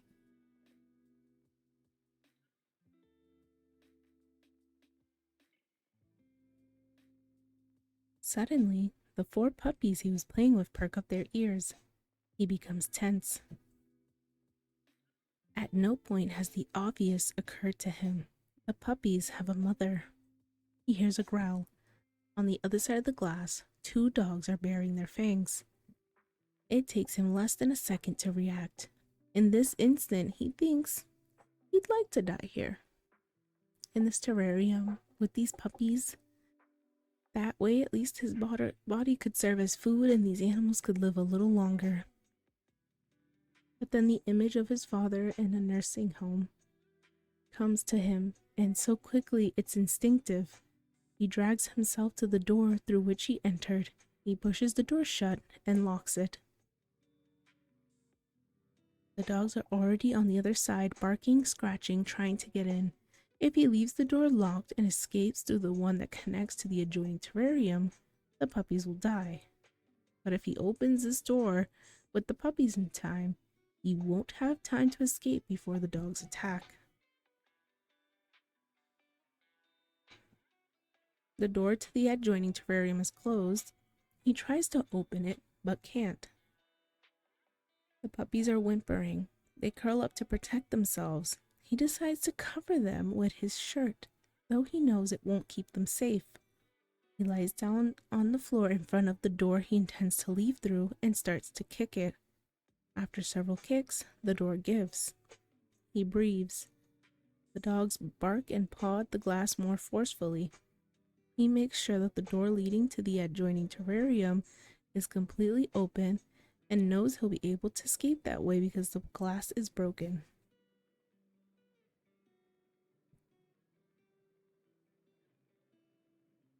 The growling intensifies. He thinks there are now more dogs. Either that or those already out there are getting more enraged by the second. The puppies are curled up, confused, poking their tiny heads out from under his shirt. He picks up a medium-sized stone and props it against the locked door, the one the pack is trying to get in through. Then he unlocks it. He knows that eventually the dogs will be able to push it open, though it'll be difficult. He finds another stone that's a little bigger, and on all fours drags it to the adjoining terrarium. He jams the door in place with the large stone because his kicks destroyed the latch. Then he leaves through the broken glass, carefully without jumping or making any loud noises. When he's on the ground floor, he starts to run. He runs without stopping or looking back. The sky is heavy with dark clouds, but he doesn't notice. It's when he sees his car that he hears the barking more clearly. He turns his head slightly and sees a pack of dogs getting closer and closer. He runs as though it were the last thing he was doing on Earth. Seconds before the dog reaches him, he's in his car. When he catches his breath, he looks at them sadly because he can't help them, because he can't feed them, wash them, take care of them, hug them. He counts 6 dogs. They're scrawny, malnourished. He's not afraid, though he knows they could tear him apart if he got out of the car. He can't stop looking at them. It's been a long time since he's seen an animal. The alpha male, the leader of the pack, is a black dog. The 6 of them surround the car, barking, dirtying the windows with white froth from their snouts, pawing at the closed doors. He looks at the fangs, the hunger, the fury. They're beautiful, and he thinks he doesn't want to hurt them. They follow him until he presses the accelerator, and in his mind, he says goodbye to Jagger, Watts, Richards, and Wood.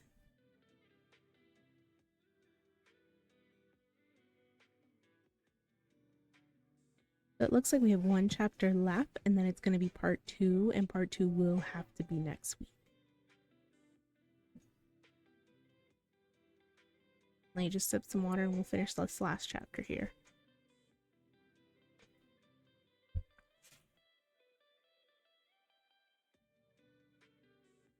As chapter 23, the end of the first part of the book.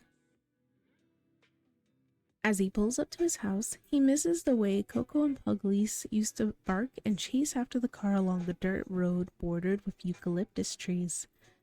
It was Coco who had found Puglise. He was crying under the tree where the 2 of them are now buried.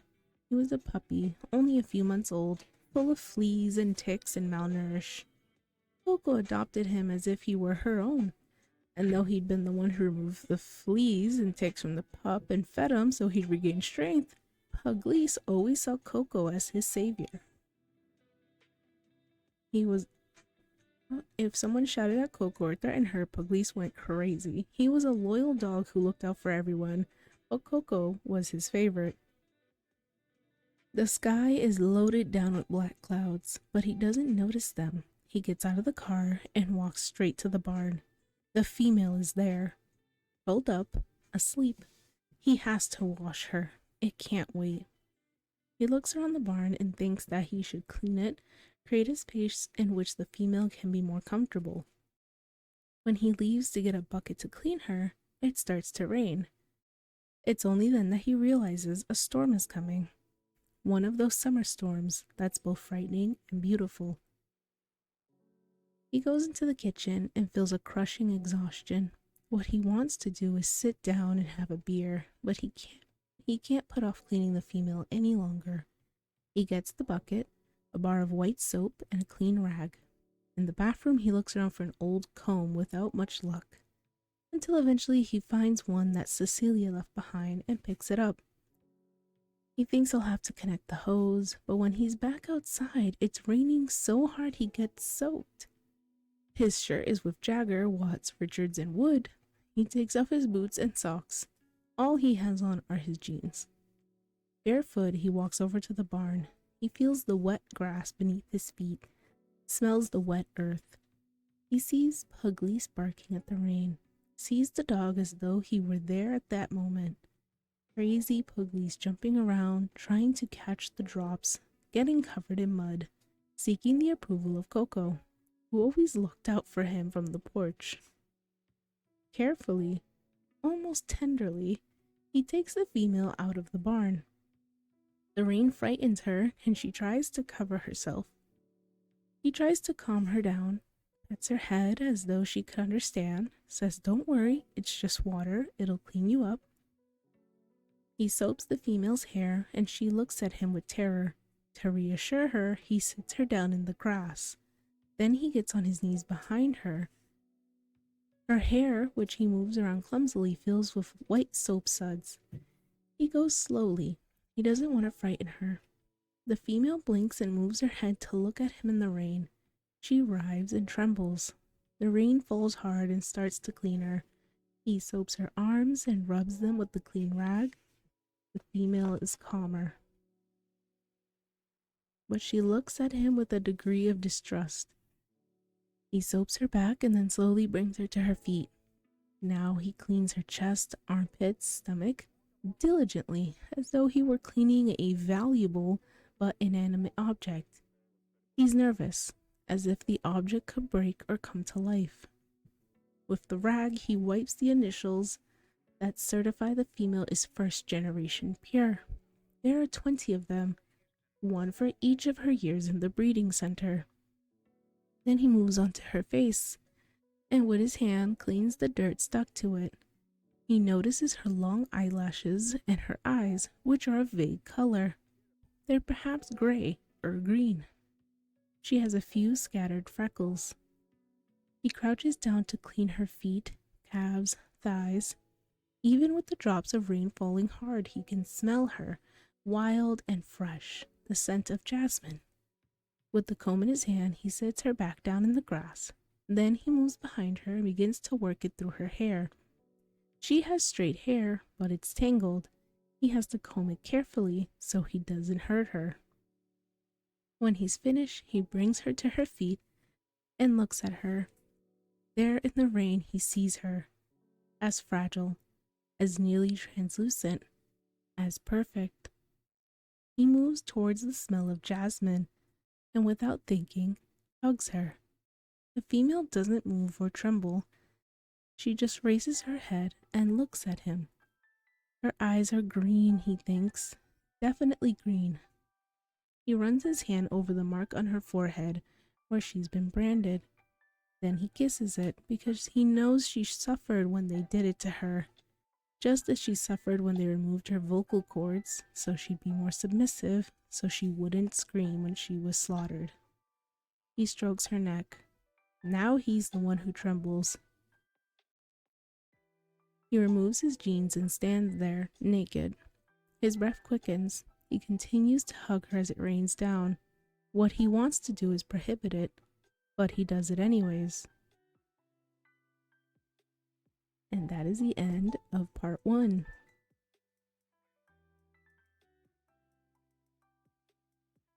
Well, someone finally gave into their illegal urges. And I guess we're just gonna have to see what happens in part 2 next week. How many of y'all are still awake? I can already tell that Leonis is probably asleep, because he falls asleep to me gaming.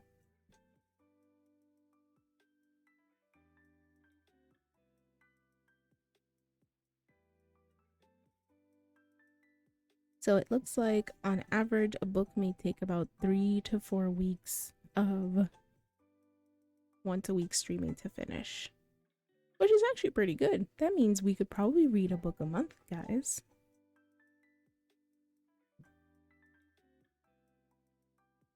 So I will return tomorrow. Tomorrow will be Fortnite Friday.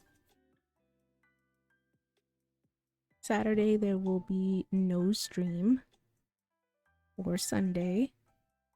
And then I will post up the new schedule as I do start classes up this week.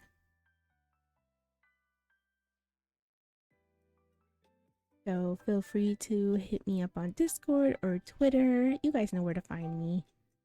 And we'll continue this next week. Now, next week, I'm positive we can finish this because part 2 is not that long. Part 2 is a lot of like mini chapters. So I think we got this. So why don't we go find someone to raid? Go give them the love. And I will see y'all another day. Let's see. Who's on?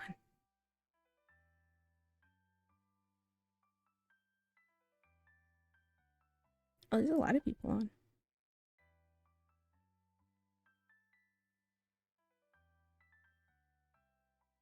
Let's see. Yeah, there's a lot of people. Holy crap.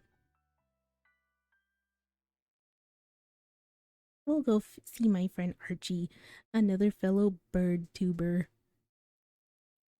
As usual, the raid message is I will raid with any of the emotes. I'll see you guys over there. Have a good night. Besitos.